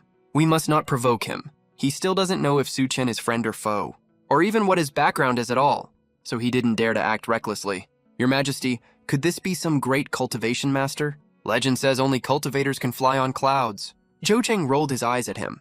Cultivation's been banned since the founding of the nation. Hello? Don't you know that if he's not a cultivator, then why can he fly? Liao Xiong asked back. Zhou Zheng was about to say, come on, even Godzilla exists, and we have the Divine Dragon too. It's not weird to see a guy who can fly now. Online meeting. Hey, Jap Rooster, did you see that? There's a flying guy in China. John Bull. Yep, saw it. Who is that guy? Gook. No clue. But looks like he's gonna fight Godzilla one-on-one. Gallic Rooster, one-on-one. Godzilla doesn't even care. Dude, what's wrong with him? He's asking for death. Kangaroo. There's an old saying in China. It says, the light of a firefly. Dare not compete with the brightness of the moon. That guy dares to provoke Godzilla on his own. I think he's dead meat. Jap Rooster. He's just a mutated human, nothing more. Who does he think he is to provoke Godzilla? Godzilla, hurry, use your atomic breath to blast him. On the other side, high up in the sky, Su Chen had his hands behind his back, staring at Godzilla with a calm face. This is China's forbidden zone ahead. Trespassers will be killed without mercy. Su Chen's voice was like rolling thunder, full of overwhelming momentum. Godzilla couldn't understand human language, but it sensed a threat from Su Chen, a strong threat, roar. It let out a terrifying roar, and opened its huge bloody mouth at the same time. The spines on its back lit up with blue light. It was charging up, getting ready to use its atomic breath ultimate move. Just when Godzilla was about to spit out atomic breath, two loud slaps suddenly rang out across the entire Jiangcheng. Smack! Smack! Those two slaps, made Godzilla's eyes clear up instantly. Holy shit, what did that guy just do? I think I just saw... He slapped Godzilla twice across the face. Guys, look quick. Godzilla's eyes look all clear now. Up on the dangerous building, in the office where Lin Yue was. Someone saw that after Su Chen slapped Godzilla twice. His eyes were clearer than a college student's right away. Even Godzilla itself was confused. I'm a 300-something meter tall beast, for God's sake. How did I get bullied by a tiny human? After Godzilla realized what happened, it let out another furious roar. Atomic breath. This time it didn't choose to use the charged version of atomic breath. It used the instant cast version instead. Although its power was reduced a bit, it should still be more than enough to kill a human instantly. The main reason is that the charged atomic breath is easy to get interrupted. A bright blue light beam shot out and hit Su Chen dead on. It also melted the tall building behind him along the way. Seeing this scene, a lot of people were sweating for Su Chen. After all, how powerful the Earth origin power is. They knew perfectly well, even the Ranger mech can't survive a single hit, let alone a human with a mortal body. But Su Chen isn't a human at all. He's from the Devourer clan. What's a deadly ray for others? The Earth origin power is an extremely pure energy source for him. Su Chen made a gesture of sucking in hard, then a satisfied look appeared on his face. Whoa, that's so dumb. This atomic breath contains over 95% nuclear energy. Congratulations to the host for obtaining evolution points. 1,000 points. Su Chen heard the system notification in his head. He never thought absorbing atomic breath could also earn him evolution points. Looks like I should switch my food to nuclear energy later. Also, he found that absorbing the nuclear energy in atomic breath tastes way better than eating meat. Maybe it's because I've evolved to the mature stage, so the energy I need is different from the juvenile stage. As a juvenile, he only needed to eat meat, but now he finds nuclear energy tastes way better than meat. But this still needs some more research. Just then, Godzilla's atomic breath stopped. Everyone was staring at the mid-air intently, looking for Su Chen's figure. Even Chu Chung had already activated the most advanced Sky Eye system. In the crumbling office, Lin Yue asked the person next to her, "That Superman should be fine, right?" "Fine? How is that possible?" "That's Godzilla's atomic breath we're talking about. It's packed with super strong nuclear radiation and terrifying high temperature. Even a nuclear-proof bunker can't withstand the atomic breath. How could that guy be fine?"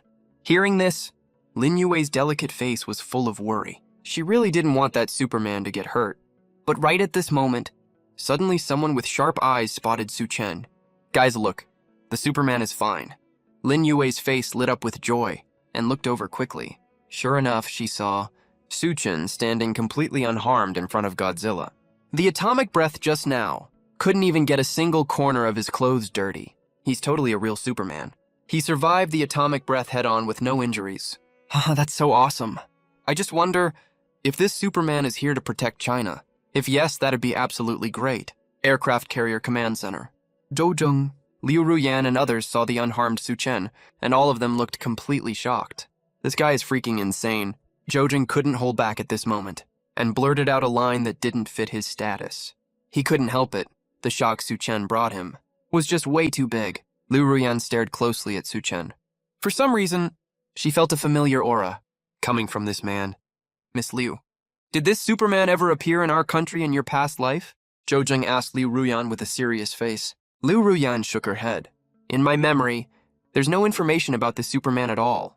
Maybe my rebirth messed up the timeline. In the past life, things that shouldn't appear at this time point are showing up now."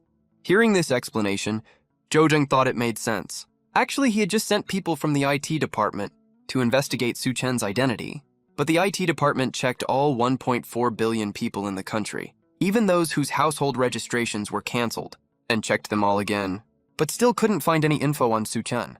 It's like he appeared out of thin air. International conference? Indian representative, what the hell? Did you guys see that? That Superman in China withstood the atomic breath like it's nothing. Can anyone explain to me why that is? British representative, a guy took the atomic breath head on and is unharmed. My head's itchy. I think I'm growing a new brain trying to figure this out. French representative, how on earth did he do that? Is he wearing some kind of high-tech equipment? Biden, no way.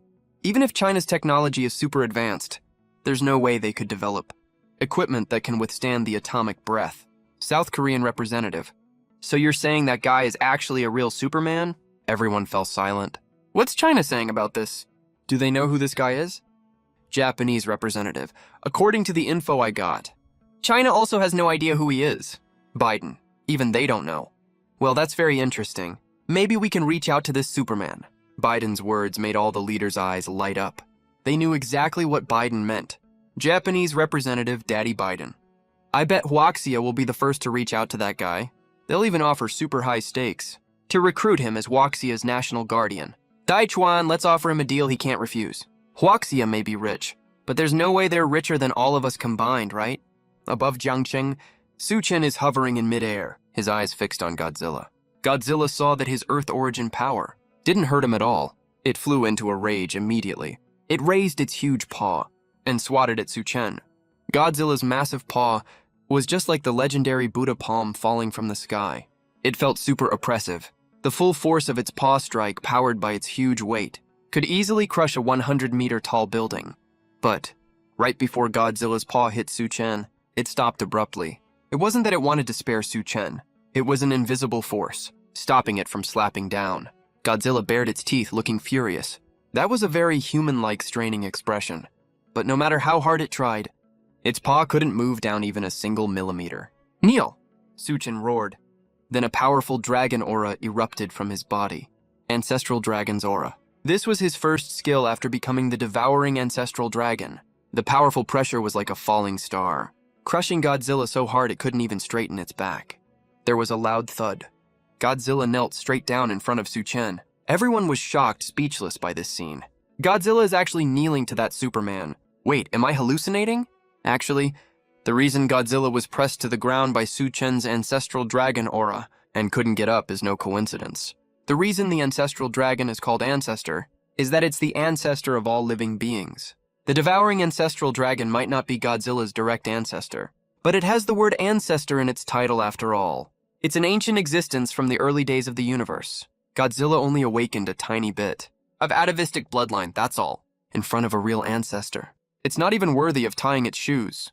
So when Suchen told it to kneel, it had to kneel. Suchen flew to the top of Godzilla's head and stepped on its head with both feet.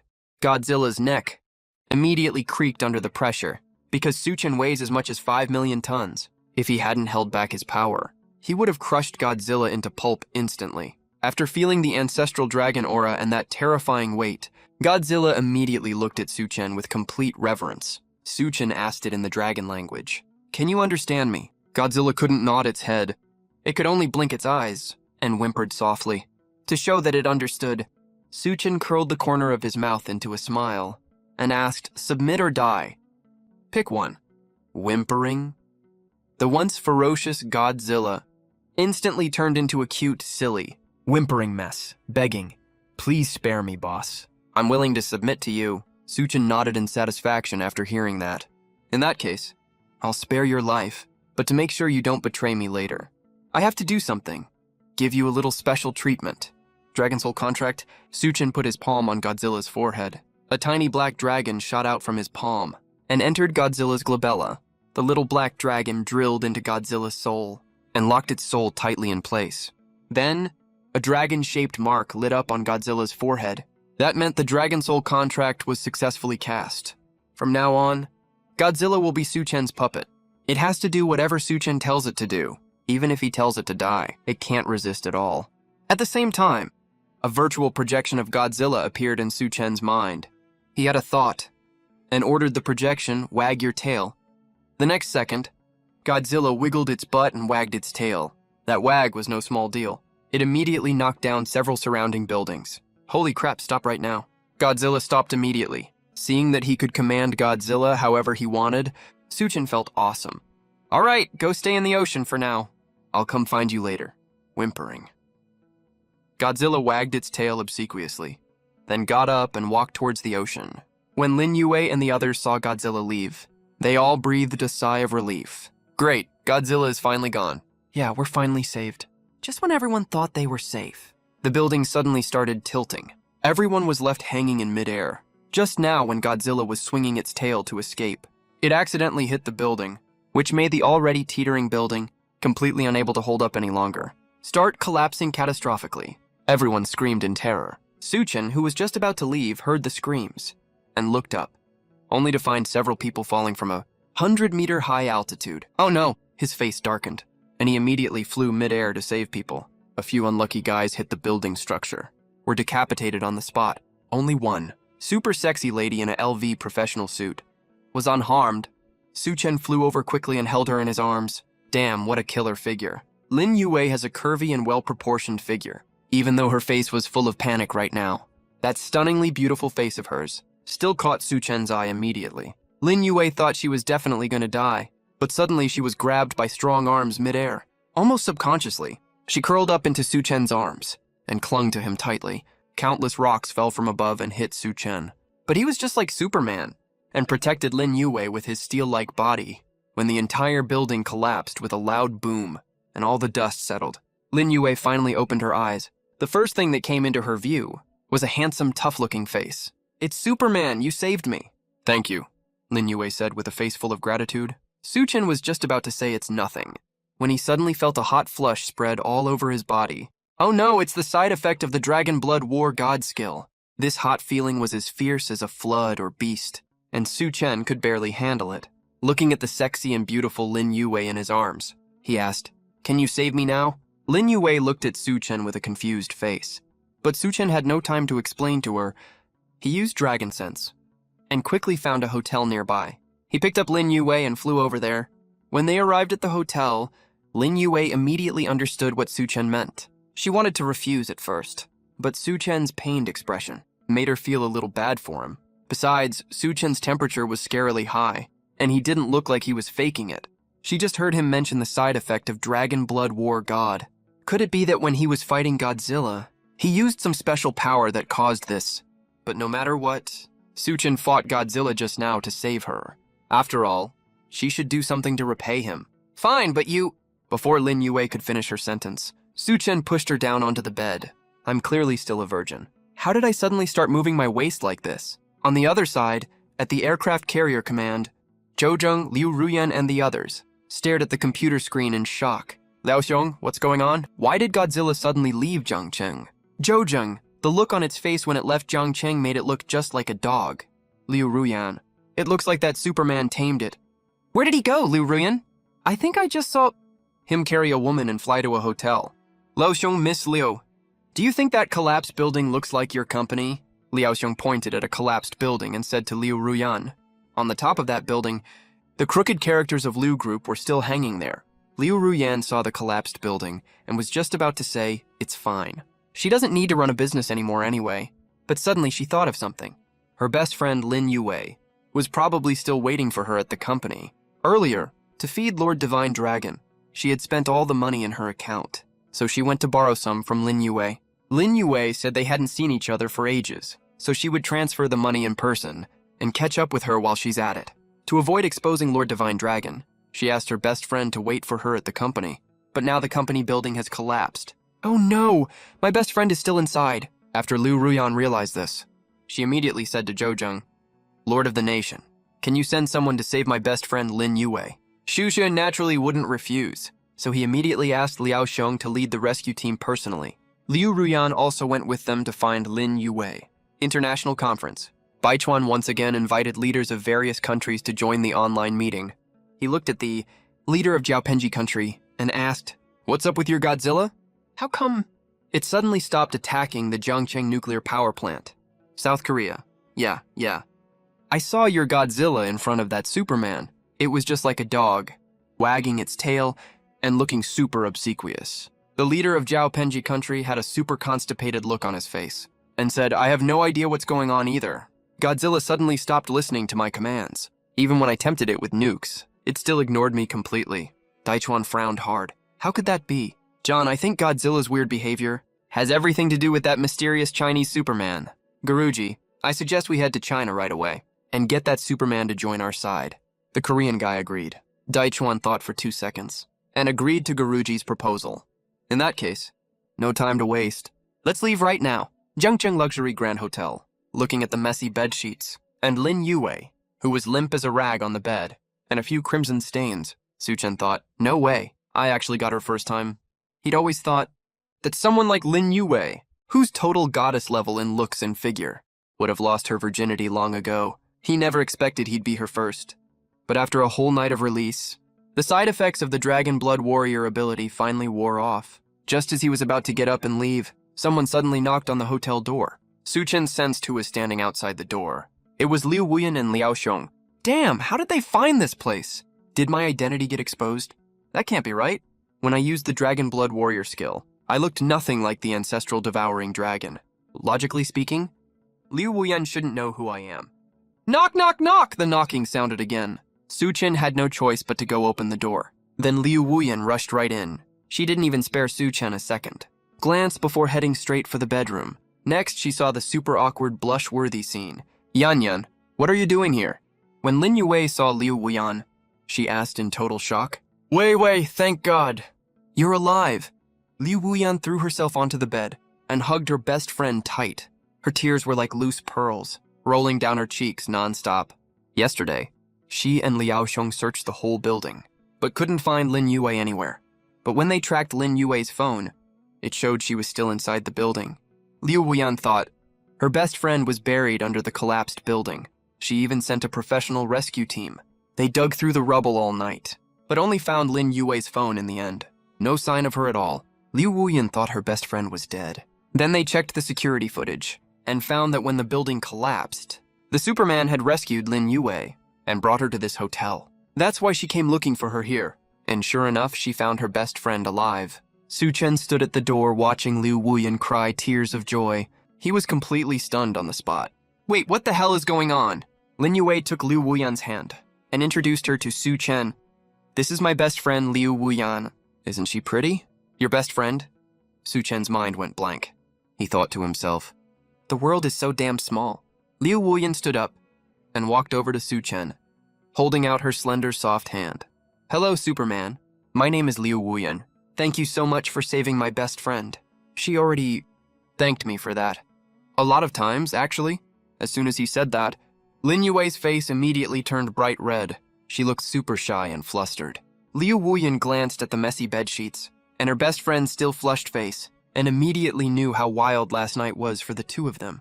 Her heart started beating a little faster. She unconsciously squeezed her legs together. The curve of her cheongsam instantly looked like a perfectly round peach, round and plump. She thought to herself, if only Lord Dragon could turn into a human, then I could also properly thank Lord Dragon for saving my life. Su-chen noticed Liu Wuyan's little movement. A flash of lust crossed his eyes. Whoa! What's up with her? She looks like she's uncomfortable. Liu Wuyan took a deep breath, then asked Su-chen, may I have your name? My name is Su-chen. As he said that, Su-chen gently held Liu Wuyan's small hand. The second their hands touched, Liu Wuyan suddenly sensed a very familiar aura that felt just like Lord Dragon's aura. But before she could carefully check if it really was Lord Dragon's aura, Su-chen let go of his hand. Then Liao Xiong stepped forward to introduce himself. Hello, Mr. Su. My name is Liao Xiong. I'm a commander of China. Hello. I wonder if you can spare a minute for a private talk, Mr. Su. Of course, if you don't wanna, we can just talk right here, facing this Superman who can fly and even take Godzilla's atomic breath head on. Lo Xiong looked very restrained. Lead the way. You're acting like a total rookie. With that, he walked out of the room, leaving enough space for the two best friends. Lao Xiong trotted all the way and finally led Su-chen to the hotel lobby. Right now, the entire hotel was completely locked down, so he wasn't worried their conversation would be overheard by others. Please take a seat, Mr. Su. Lao Xiong respectfully brought a stool for Su-chen, gesturing for him to sit down. While he stood off to the side, just say whatever you need to. Su-chen looked pretty casual about it. Noticing he was easy to talk to, Lao Xiong breathed a sigh of relief inwardly. After organizing his thoughts, he asked Su-chen, what did you do to Godzilla yesterday, Mr. Su? Why did it suddenly give up attacking the nuclear power plant? And it's still sitting in the Belabudian Ocean right now, not leaving. What I did to Godzilla? You don't need to know. Anyways, it won't attack China ever again. Su-chen's words made Liao Xiong's hanging heart finally settle down. Yesterday, Godzilla only made a small fuss in Zhangcheng, and it already caused tens of billions in losses, including one straggler mech. If it comes to China again next time, we really might not be able to hold it off. After all, that thing isn't afraid of nuclear bombs, and weapons other than nuclear bombs can't hurt it at all. Are you a Chinese citizen, Mr. Su? Liao Xiong asked the second question. Yes, this answer also put Liao Xiong at ease. Then how are you able to fly and move around anywhere so easily? Su Chen lifted his eyes. With just one look, Lo Xiong felt an extremely terrifying pressure. Under this overwhelming pressure, he almost knelt down uncontrollably. Liao Xiong fought back the fear in his heart and apologized quickly, saying, "I'm sorry. Mr. Su, that was out of line." As soon as he said that, the pressure vanished instantly. But he didn't dare to stand up. "Don't go digging into my identity. You won't find out anything anyway. I know you're worried that someone like me might threaten China's security. But don't worry, I won't do anything to hurt China. Besides, if I really wanted to do that, you guys can't stop me anyway. Even your Lord Dragon can't stop me." Su Chen put on a mysterious act and said a bunch of really pretentious lines, which left Liao Xiong completely stunned. Lo Xiong's pupils shrank slightly, and an extremely shocked expression appeared on his face. This Mr. Su actually knows that China has a Lord Dragon. And from what he said, even Lord Dragon is no match for him. Scary, that's just way too scary. Lao Xiong knew he couldn't keep asking questions. Otherwise, he might anger this big shot, since he already clearly said he won't hurt China. That's more than enough. "Mr. Su, would it be convenient to leave your contact info? I don't have any other intentions. I'm just worried that you, Mr. Su, might run into some inconvenient issues later on. You can just contact me then, and I'll take care of it for you easily." "I don't have any contact info. He's a devouring ancestral dragon. Why would he have a phone?" After thinking for a second, he added, "Just protect Lin Yue well. If you have anything you want to tell me later, you can ask him to pass the message to me." Liu Jung nodded repeatedly after hearing that. Just then, his phone suddenly rang. After Liao Xiong answered the call, his face instantly turned extremely gloomy. After hanging up the phone, he said to Su Chen, "Mr. Su, we just got a call from the foreign ministry saying that diplomatic envoys from the US, Japan, India, and other countries want to meet you. Meet me?" Su Chen curled the corner of his mouth and laughed. "They probably want to win me over, right?" Liao Xiong stayed silent. Of course he knew. The reason those people came to China was exactly to win Su Chen over. "Do you want to meet them, Mr. Su?" Although Liao Xiong didn't want Su Chen to meet them, he still asked very respectfully. Su Chen nodded slightly. "Let them come pick me up." Liao Xiong's expression immediately turned tense. Mr. Su wants to meet them. Does he want to check their terms to win him over? No way. We can never let Mr. Su get poached by them. Liao Xiong thought to himself. At the same time, he reported this to Zhou Zheng. After thinking for a short while, Zhu Cheng said to bring the diplomatic envoys to meet Mr. Su first. "I'll go meet Miss Lin." The reason he wanted to see Lin Yue is that she has a special relationship with Su Chen, maybe for her sake. Su Chen might just choose to stay in China. The conversation between Liao Xiong and Zhou Zheng, of course, couldn't hide from Su Chen, who has the dragon sense skill. Learning that Zhou Zheng was going to meet Lin Yue, Su Chen instantly understood his intention. "So he wants to tie me down with a woman, huh?" A scheming smirk appeared on his face.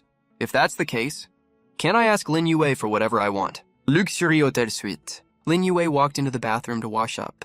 Looking at herself in the mirror, she couldn't help recalling how wild last night was. That Su Chen is really something.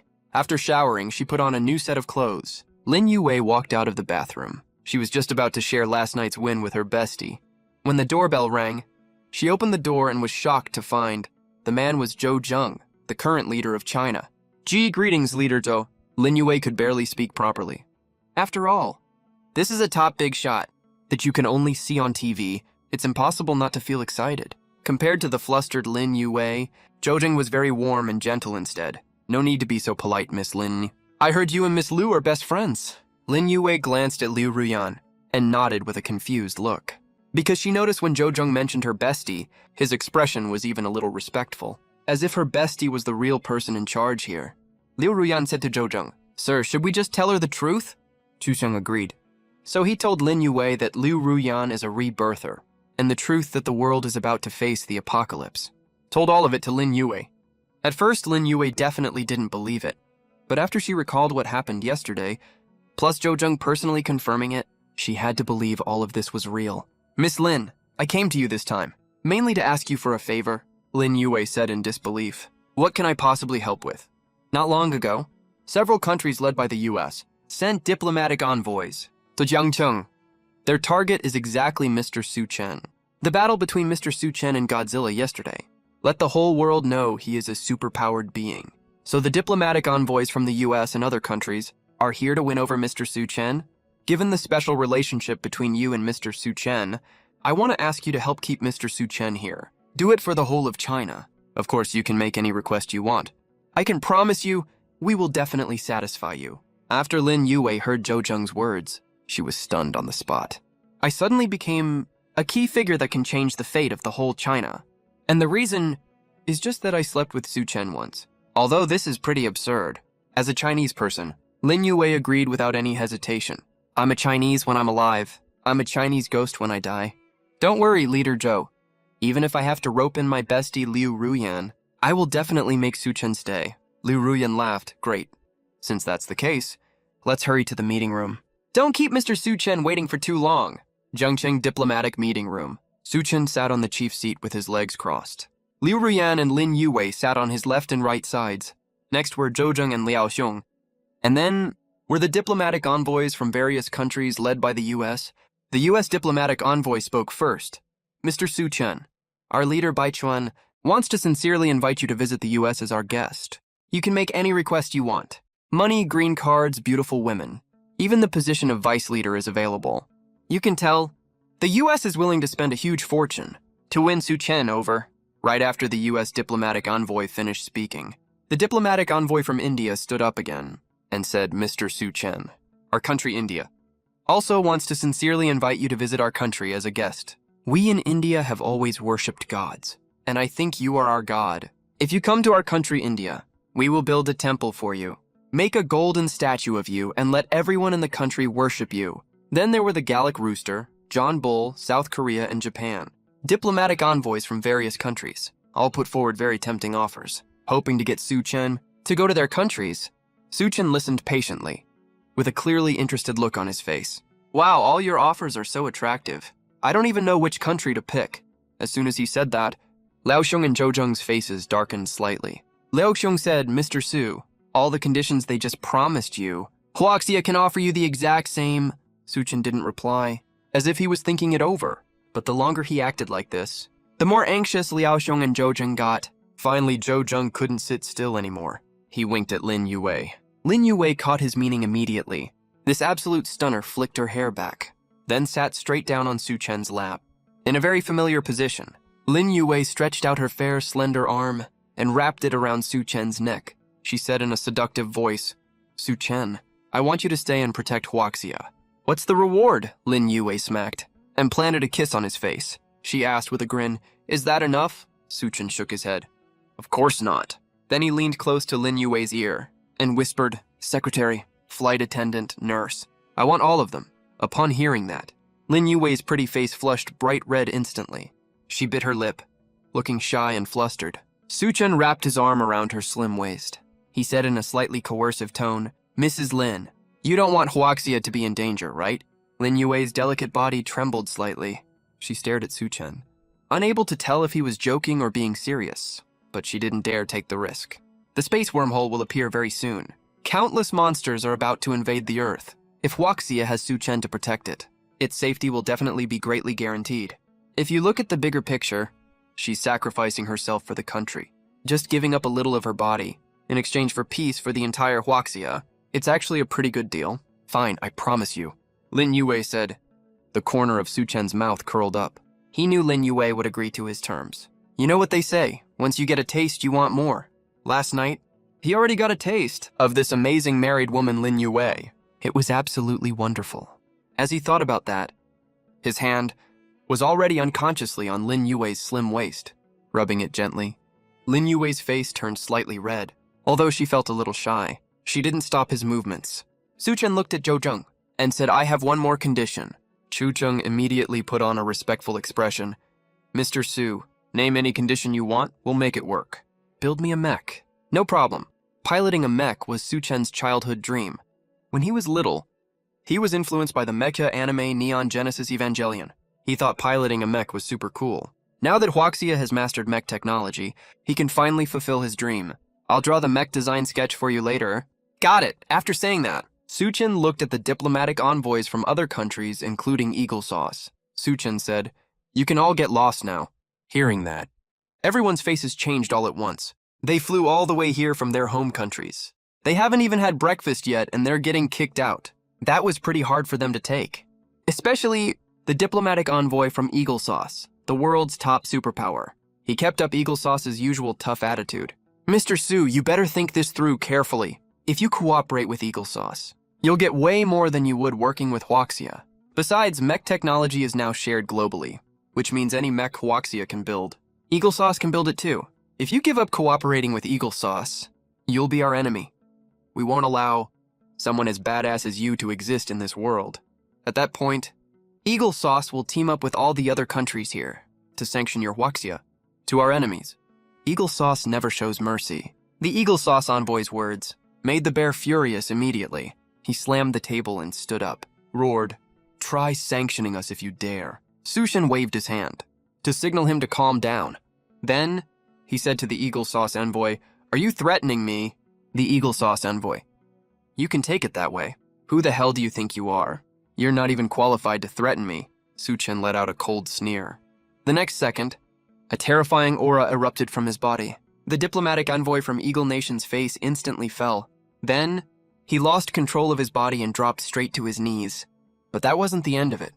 The terrifying aura forced his entire body flat against the ground. His bones couldn't handle the pressure and shattered with a crack. Then a final loud bang came from inside his body. All his internal organs burst out of his body like a squashed tomato. Blood and organs were scattered all over the floor.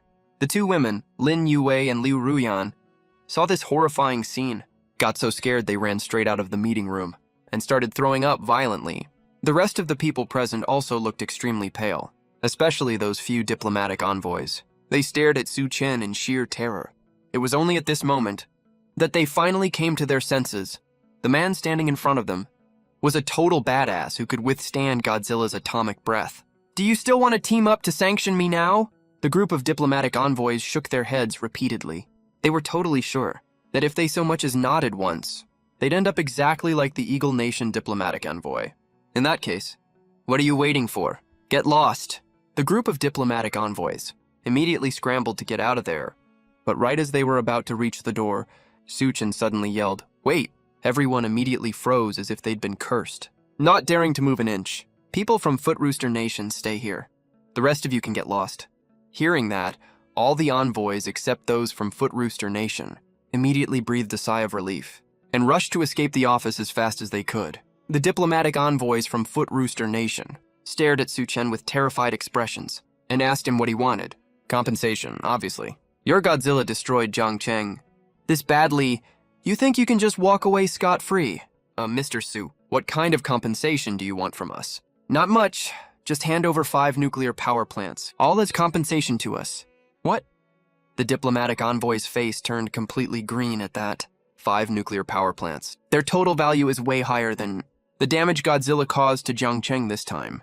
Plus, everyone knows Foot Rooster Nation is a tiny country. It doesn't have much land area at all, but it has a population of over 100 million people. Nuclear power plants are what meet the basic needs of these citizens. They're critical strategic infrastructure. If we compensate all of them to Huaxia, our people will be totally screwed, right? But he'd already seen how terrifying Su Chen is, so he didn't dare to disobey him. He could only pull out his phone and call his country's leader. The call connected very quickly. "Sir, Mr. Su is asking for compensation for the damage Godzilla caused to Jiangcheng." "What does he want?" "Compensation. 5 nuclear power plants." "What?" The leader of Foot Rooster Nation heard this and jumped right out of his seat. Outrageous. This is absolutely outrageous. This is blackmail. It's blatant. Blackmail, tell him. We are not paying any compensation. Before the envoy could relay the message, Suchin had already heard what the other side said. No compensation. Then take a look. Is Godzilla charging up right now? Getting ready to fire his atomic breath. And the direction he's firing at is exactly your Foot Rooster Nation. Suchin's words made Foot Rooster Nation fall silent for a moment. Then he yelled in a hurried voice, "Hurry! Hurry! Get the helicopter to point the live camera at Godzilla." When they saw that on the open sea ahead, the spines on Godzilla's back were glowing bright blue, and he had opened his giant bloody mouth, facing the direction of Foot Rooster Nation. The leader of Foot Rooster Nation got so scared his hair stood on end instantly. Godzilla was really about to fire his atomic breath at their country. Only then did he suddenly realize that Su Chen could actually control. "Godzilla, Lord Su Chen, I was wrong. Our Foot Rooster Nation is willing to compensate you with 5 nuclear power plants. The leader of Foot Rooster Nation immediately backed down. He could become the leader of a country, so he obviously wasn't an idiot. If Godzilla actually fired his atomic breath, his entire country would suffer catastrophic losses. If they were even a little unlucky, it could even trigger a massive explosion. And his country is already a country with very frequent earthquakes. If the explosion caused a strong earthquake, Foot Rooster Nation might even sink entirely. Compared to that outcome, it's way better to compensate Su-Chen with the nuclear power plants. After all, if you lose nuclear power plants, you can build new ones. But if their territory sinks, it's gone for good. Hearing the other party was willing to compensate, Su-Chen smiled faintly. That's more like it. Then he snapped his fingers and mentally ordered Godzilla to stop surfing. Godzilla immediately obeyed obediently. Seeing Godzilla stop charging up, the leader of Jiao Penji country heaved a long sigh of relief. Then he immediately called Baichuan. He wanted to tell Baichuan that Su-Chen could control Godzilla. In the diplomatic conference room of China, Su-Chen was scribbling on a piece of paper. Soon a cool mech appeared on the paper. This is a dual-form mech. It has a human form and a beast form.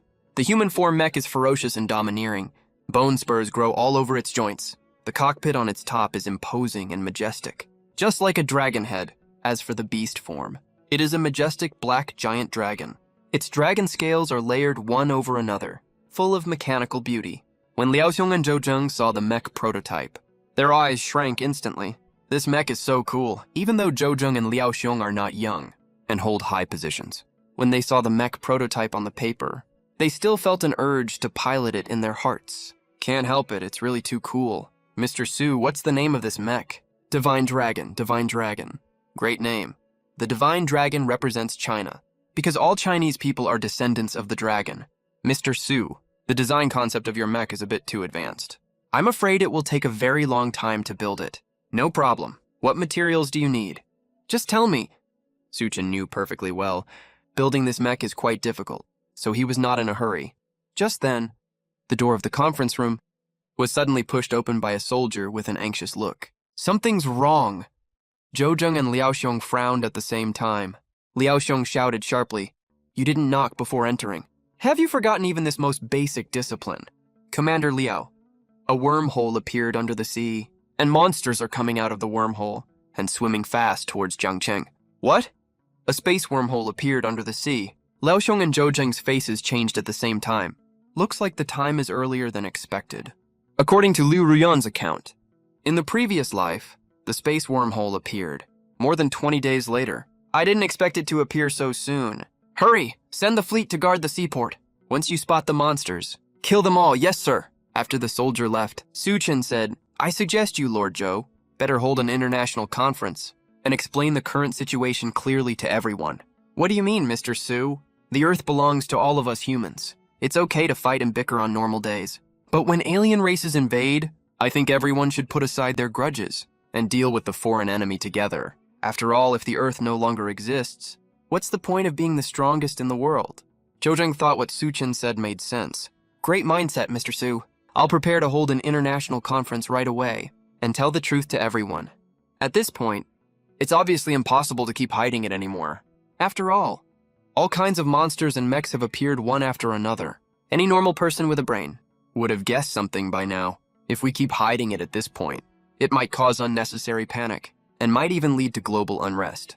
Mr. Su, when we hold the international conference, would it be convenient for you to attend? You have supreme power. If you can come forward and say a few words to reassure people, maybe after everyone learns the truth, there won't be large-scale panic. We'll talk about this when the time comes.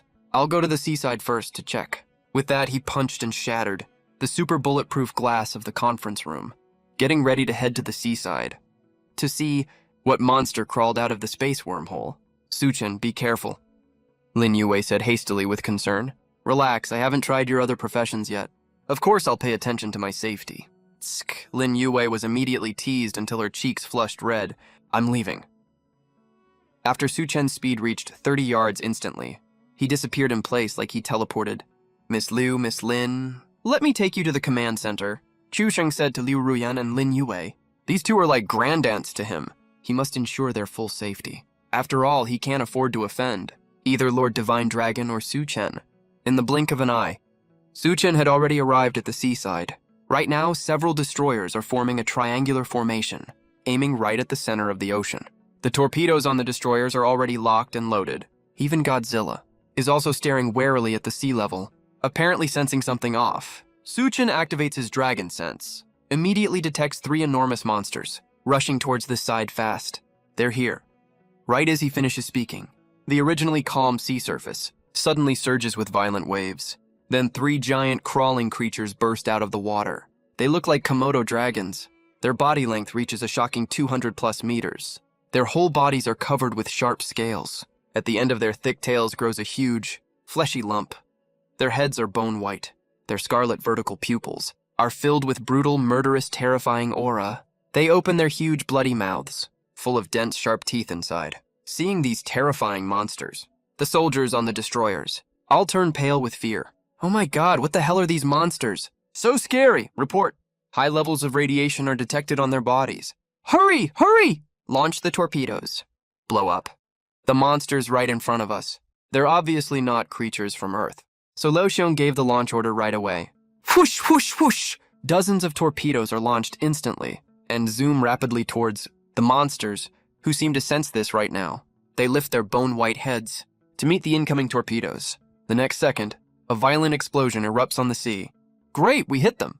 The soldiers see the torpedoes hit accurately and get super excited right away.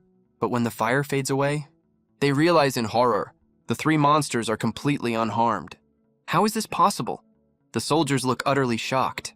You gotta know, these destroyers are equipped with high-yield torpedoes. They can easily blow a 100-meter-tall building to dust. Roar! The monsters let out angry howls. They look at the destroyers, then lift their tails high up, then slam them down hard. Boom! The huge fleshy lumps on their tails slam into the sea surface, creating a giant wave dozens of meters high, sweeping towards the destroyers. Inside the destroyers, when the soldiers see the wave coming, they immediately grab the railings tight.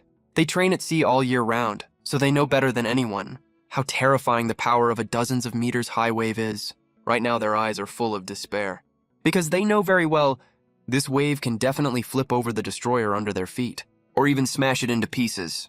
But right when the wave is only 100+ meters away from the destroyer, a huge figure suddenly appears between the two. It's Godzilla. Its huge body easily blocks the dozens of meters high wave, so the destroyers behind it are completely unharmed. Godzilla saved us. The soldiers are completely in disbelief. Isn't Godzilla the guardian beast of Japan? Why would it save us? Mr. Su can order Godzilla around. He must be the one who saved us. Someone quickly figures it out and looks at Suchen, who is floating in midair, with grateful eyes. After the monsters see Godzilla, their eyes light up immediately, like hunters seeing their desired prey. They open their huge bloody mouths and let out excited roars. The sound forms a visible sound wave, sweeping towards Godzilla. Roar! Godzilla also sends a sound wave attack back at them. I didn't expect Godzilla can also use sound wave attacks. Suchen's eyes light up. He thought. Godzilla only had atomic breath as his only skill. Right now, the 2 visible sound waves crash hard against each other above the sea level. The seawater at the collision center is rapidly compressed and finally explodes with a loud boom. A water column shoots up to the sky, reaching a height of over 500 meters. That shows how powerful the sound wave attack is. If this hits a person, they'd be torn to shreds for sure. Godzilla, go kick their asses, Suchen orders. A black dragon mark lights up between Godzilla's eyebrows. It immediately attacks the 3 monsters. Godzilla has absolute size advantage over the monsters. It lifts its leg and stomps one monster into the sea. At the same time, another monster opens its big mouth and bites down on its thigh. The monster's sharp teeth are like a meat grinder, but they can't hurt the thick-skinned Godzilla at all. Godzilla lifts its tiny little claw, kept slapping the monster's skull non-stop, just like a tabby cat whacking things with its lightning-fast paws. Even though the monster's ossified skull has extremely high defense, it still got dizzy from all the slaps. At the same time, the last monster spotted the right opportunity and leaped up violently to bite at Godzilla's neck. Hit it with an atomic breath now, Suchen ordered. Godzilla immediately fired an atomic breath. Just like a thick glob of old phlegm, it went right into the monster's throat. No one knows if it's because it wasn't charged properly. This atomic breath didn't deal any damage to the monster at all. The monster smacked its lips, as if it was savoring that glob of phlegm. Roar, then! It let out another terrifying roar. turned around, swung its sarcoma hard and slammed it on Godzilla's belly. Godzilla was knocked back again and again, and finally fell into the sea on its butt. The monster that was under its feet broke free in an instant. The three monsters charged at Godzilla again. At the same time, the way the three monsters fought Godzilla was seen by 7 billion people around the world. Everyone was shocked by how strong the three monsters were. Isn't even Godzilla a match for them? What on earth are these things? I just saw Godzilla use atomic breath. And it didn't work at all, I'm scared. Aircraft carrier command. When they saw the footage on the display screen, Liu Ruyan looked extremely terrified. She mumbled, "Skeleton monster. It's the skeleton monster." Hearing that, Zhou Zheng and Liao Xiong immediately asked Ms. Liu, "Do you recognize this monster?" "This monster is called Skeleton Monster. In my past life, they appeared from the wormhole and came to Earth a month later. Skeleton monsters move very fast and are extremely cruel by nature. Besides, their ossified skulls are very hard. Even powerful armor-piercing shells can't deal any damage to them at all." Hearing that, Liao Xiong and Zhou Zheng, their faces changed slightly. They never expected the skeleton monster to be this terrifying. That's not the scariest part. The scariest thing is that skeleton monsters are social creatures. Damn! Lao Xiong couldn't help cursing. 3 skeleton monsters can already beat Godzilla to the ground. If a whole pack comes, won't even Godzilla be able to stop them. Miss Liu, do you know where the skeleton monster's weakness is? Zhou Zheng asked a very critical question. The skeleton monster's weakness is their abdomen. In my past life, humanity paid a heavy price to find out that the skeleton monster's weakness is actually their abdomen. Hearing that, Zhou Zheng immediately grabbed a walkie-talkie. "Attention all personnel. Skeleton monster's weakness is their abdomen. Attack their abdomens." This walkie-talkie was connected to the destroyer. After the soldiers on the destroyer got the news, they immediately aimed at the skeleton monster's abdomens and fired. Bang, bang, bang. Dozens of torpedoes were fired at the skeleton monsters.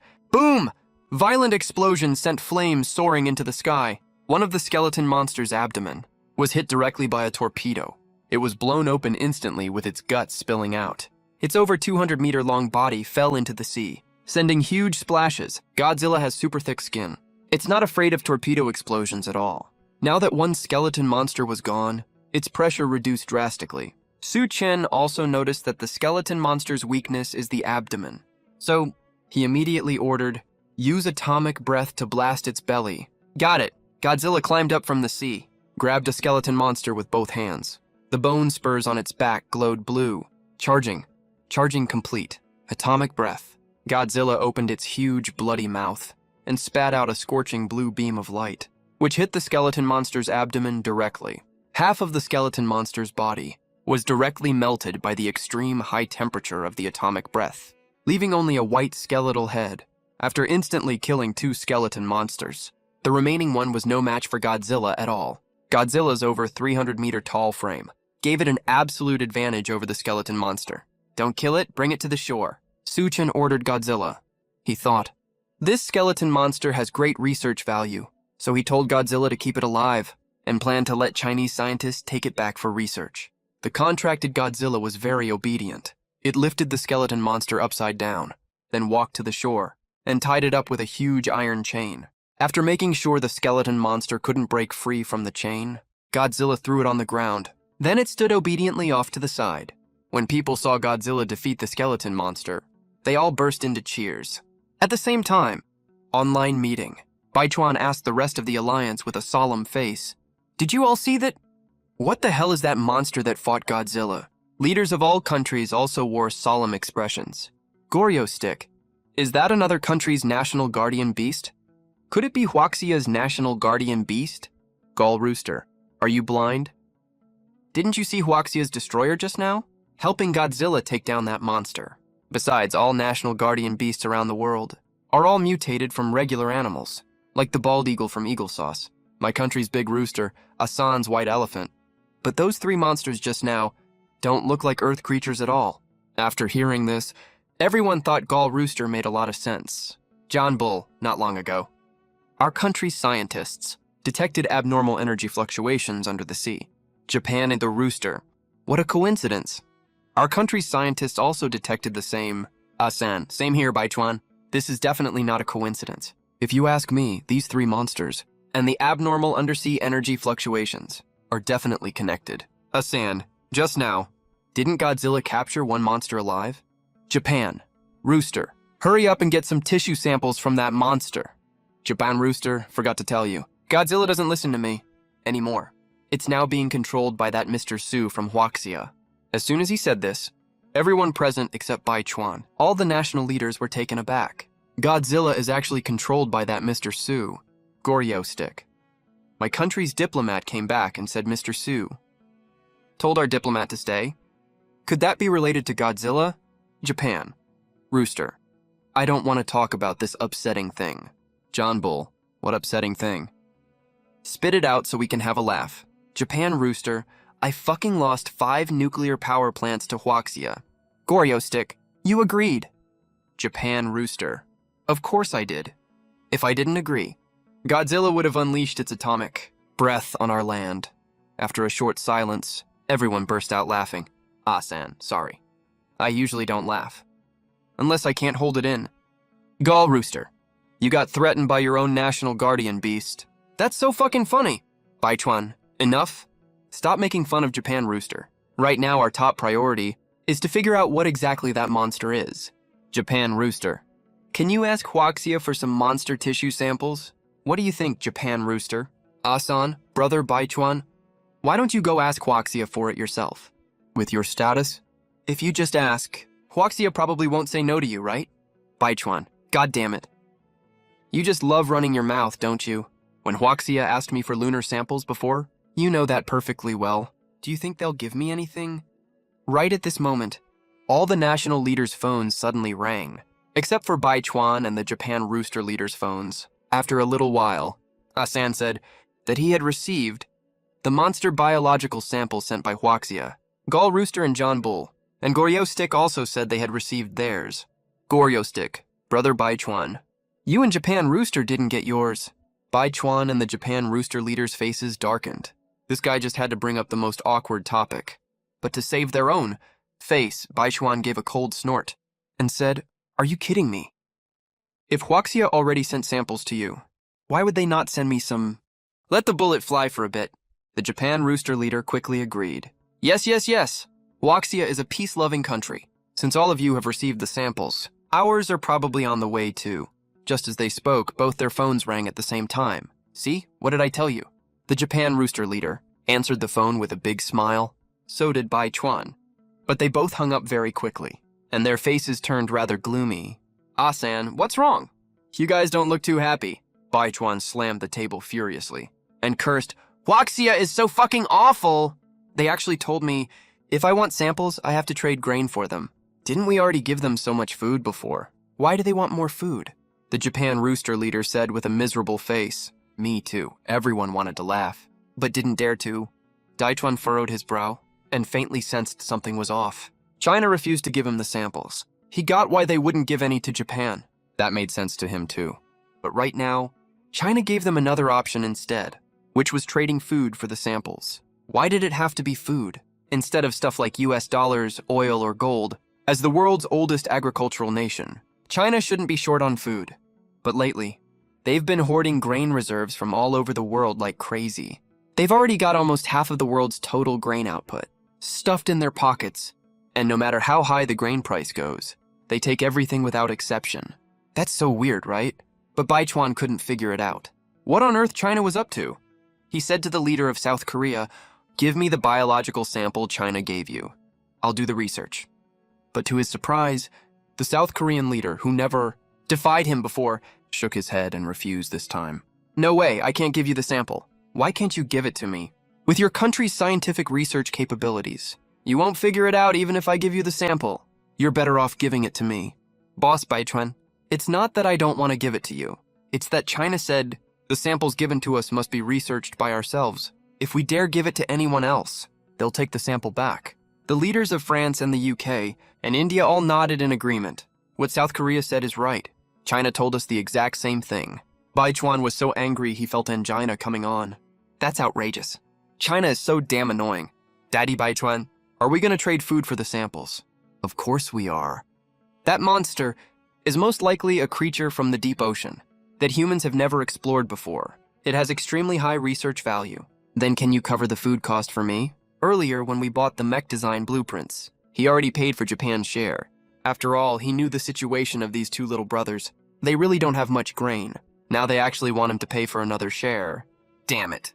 Who the hell is the daddy here, you or me? Later, after all national leaders logged off, Baichuan suddenly stopped the leader of South Korea and the leader of Japan. Wait a minute, you two, I have something to say to you. Boss Baichuan, what do you need us to do? Baichuan looked at the two of them seriously and said, I always feel China is acting really weird lately. Be it the mech design blueprints, or today's genetic samples. They don't want money for any of it. They only want food. The Japanese leader was shocked when he heard this. Right, logically, China shouldn't be short on food. Plus, they don't have any national guardian beasts. They can't finish eating that much food at all. What on earth do they need so much food for? Baichuan said, I bet China wants to take over the whole world. The South Korean leader said, him? With what? Baichuan snorted, you guys better not forget, China has a national protection war god now. The South Korean leader looked visibly afraid of Su Chen. He can even control Godzilla. He can definitely control our national guardian beast too. Baichuan snorted. That Su Chen even dared to kill our US diplomatic envoys. He's obviously gotten extremely arrogant. If we don't hold him back now, I'm afraid in a couple of days, he'll dare to walk all over us. So Daddy Baichuan, you mean we build mechs and pay him back in the same coin? In Jiangcheng, after Su Chen handed the skeleton monster to Liao Xiong, he rode Godzilla towards the deep sea. Earlier, when he just finished evolving, he felt a strange signal coming from the deep sea. Maybe this skeleton monster is related to it. So he decided to go check it out in the sea. Godzilla, as a mutated version of the marine iguana, is naturally a great swimmer. On top of that, it has evolved the ability to breathe underwater. So going into the deep sea for it is no big deal at all. Right now, Su Chen was sitting on its back. The man and the beast swam quickly towards the dark deep sea. Very soon, Godzilla reached a depth of 2,000 meters underwater. It was almost completely dark here. The surrounding water pressure was astonishingly high. But for the super strong Godzilla and Su Chen, this little water pressure was nothing. Through his dragon sense, Su Chen sensed the source of that mysterious power is just up ahead. Is this a spatial wormhole? Right then, a huge ring-shaped object appeared right in front of him. This object has a diameter of over 1,000 meters. It looks exactly like a black hole. But unlike a black hole, though, it has no terrifying, devouring power. Instead, a strange kind of energy is constantly gushing out from the ring-shaped object and seeping into the surrounding seawater. This is exactly the energy Su Chen sensed earlier. Go test if this energy is dangerous. Su Chen told his underling Godzilla to approach the ring-shaped object. 20 meters, 10 meters, 5 meters, 1 meter. Godzilla was totally unharmed. At the same time, it let out a deep, beastly roar. Su Chen understood what it meant. You mean this weird energy can make you evolve? Godzilla told Su Chen that the strange energy spilling from the ring-shaped object could speed up its evolution and worked even better than red core energy. Driven by curiosity, Su Chen also carefully approached the ring-shaped object. Just as he got next to Godzilla, he instantly felt that strange energy too. After taking one breath of it, he immediately heard the system notification sound. Ding! Host has obtained evolution points. Pug 500 points. I only took one single breath and already got 500 evolution points. What kind of energy is this? That's totally insane. Just as he was preparing to keep absorbing this energy, he suddenly sensed a giant behemoth rapidly approaching this direction. Huge, huge, so freaking huge. Su Chen sensed the size of that behemoth was even bigger than his devouring ancestral dragon form. The creature's body was at least tens of thousands of meters long. Wait, way more than tens of thousands of meters. And the life aura coming off it was so strong that even he felt terrified. Holy shit, what on earth is that? The old Dragon King of the East Sea Dragon Palace. Before he could figure it out, Godzilla seemed to have noticed something too. It immediately looked ahead warily. The deep, dark seabed seemed perfectly calm, but Su Chen could feel the growing sense of danger. All of a sudden, two weird red glows appeared in the distant ocean, one on the left and one on the right. The two red glows were over 5,000 meters apart, and Su Chen and Godzilla were right between the two weird red glows at this moment. The two red glows were very large, even bigger than Godzilla, and were moving towards them step by step. Su Chen keenly sensed the coming danger. Godzilla felt the same way. It stared at the two weird red glows. The bone spurs on its back lit up with blue light. It was obviously preparing to use atomic breath. After it was fully charged, a blue beam shot out from its mouth. heading straight for one of the weird red glows. The atomic breath lit up the pitch-black seabed, and also let Su-Chen see clearly what those weird red glows actually were. They were eyes. The eyes of a terrifying giant monster. Damn, almost without any hesitation, Su-Chen immediately turned around and bolted for the surface. The next second, the atomic breath hit the giant monster's eyeball. A deafening low roar came from the seabed. Su-Chen could clearly feel the terrible anger hidden in the sound. At the same time, a giant mouth opened wide from the seabed. That was an abyss-like maw. Su-Chen felt the giant mouth sucking in everything around. A terrible suction force came from the seabed. The seawater started flowing backwards. Su-Chen, who was swimming towards the surface, froze for a second, and was instantly pulled by that terrible suction force, falling back towards the deep sea. Holy shit! Su-Chen felt his scalp tingle like crazy. His gut told him he would die for sure if he got sucked in. Almost without any hesitation, he immediately transformed into his devouring ancestral dragon form and sprinted upwards with all his might. At the same time, he didn't forget to use his claws to grab Godzilla, who was also falling down. Luckily, he was still some distance away from that abyss maw. Coupled with him going all out, he finally avoided getting sucked into the abyss maw. When he and Godzilla finally flew out of the sea, Su-Chen zoomed straight to the beach at top speed. The encounter he just had on the seabed filled his heart with fear. What the hell was that thing? Just one of its eyeballs was bigger than the 300-meter-tall Godzilla. He even thought that even his former 5,000-meter-long body was just a tiny nobody compared to that thing. How come on Earth there exists a creature of such huge size? This is totally unscientific. Could that monster have come from outer space? Through that spatial wormhole? Su-Chen couldn't figure it out for a while. Meanwhile, Godzilla was sitting on the beach. Its whole body was shaking violently. It was obviously terrified by the monster just now. Su-Chen slapped it on the back of its head. He cursed. "Look how cowardly you are! Don't embarrass me when you go out later." Godzilla looked very wronged after hearing that. It roared. "Weren't you scared to death just now, too?" Su-Chen was speechless. "I have a task for you. See that deserted island not far ahead? Swim over and bring back my body you swallowed earlier."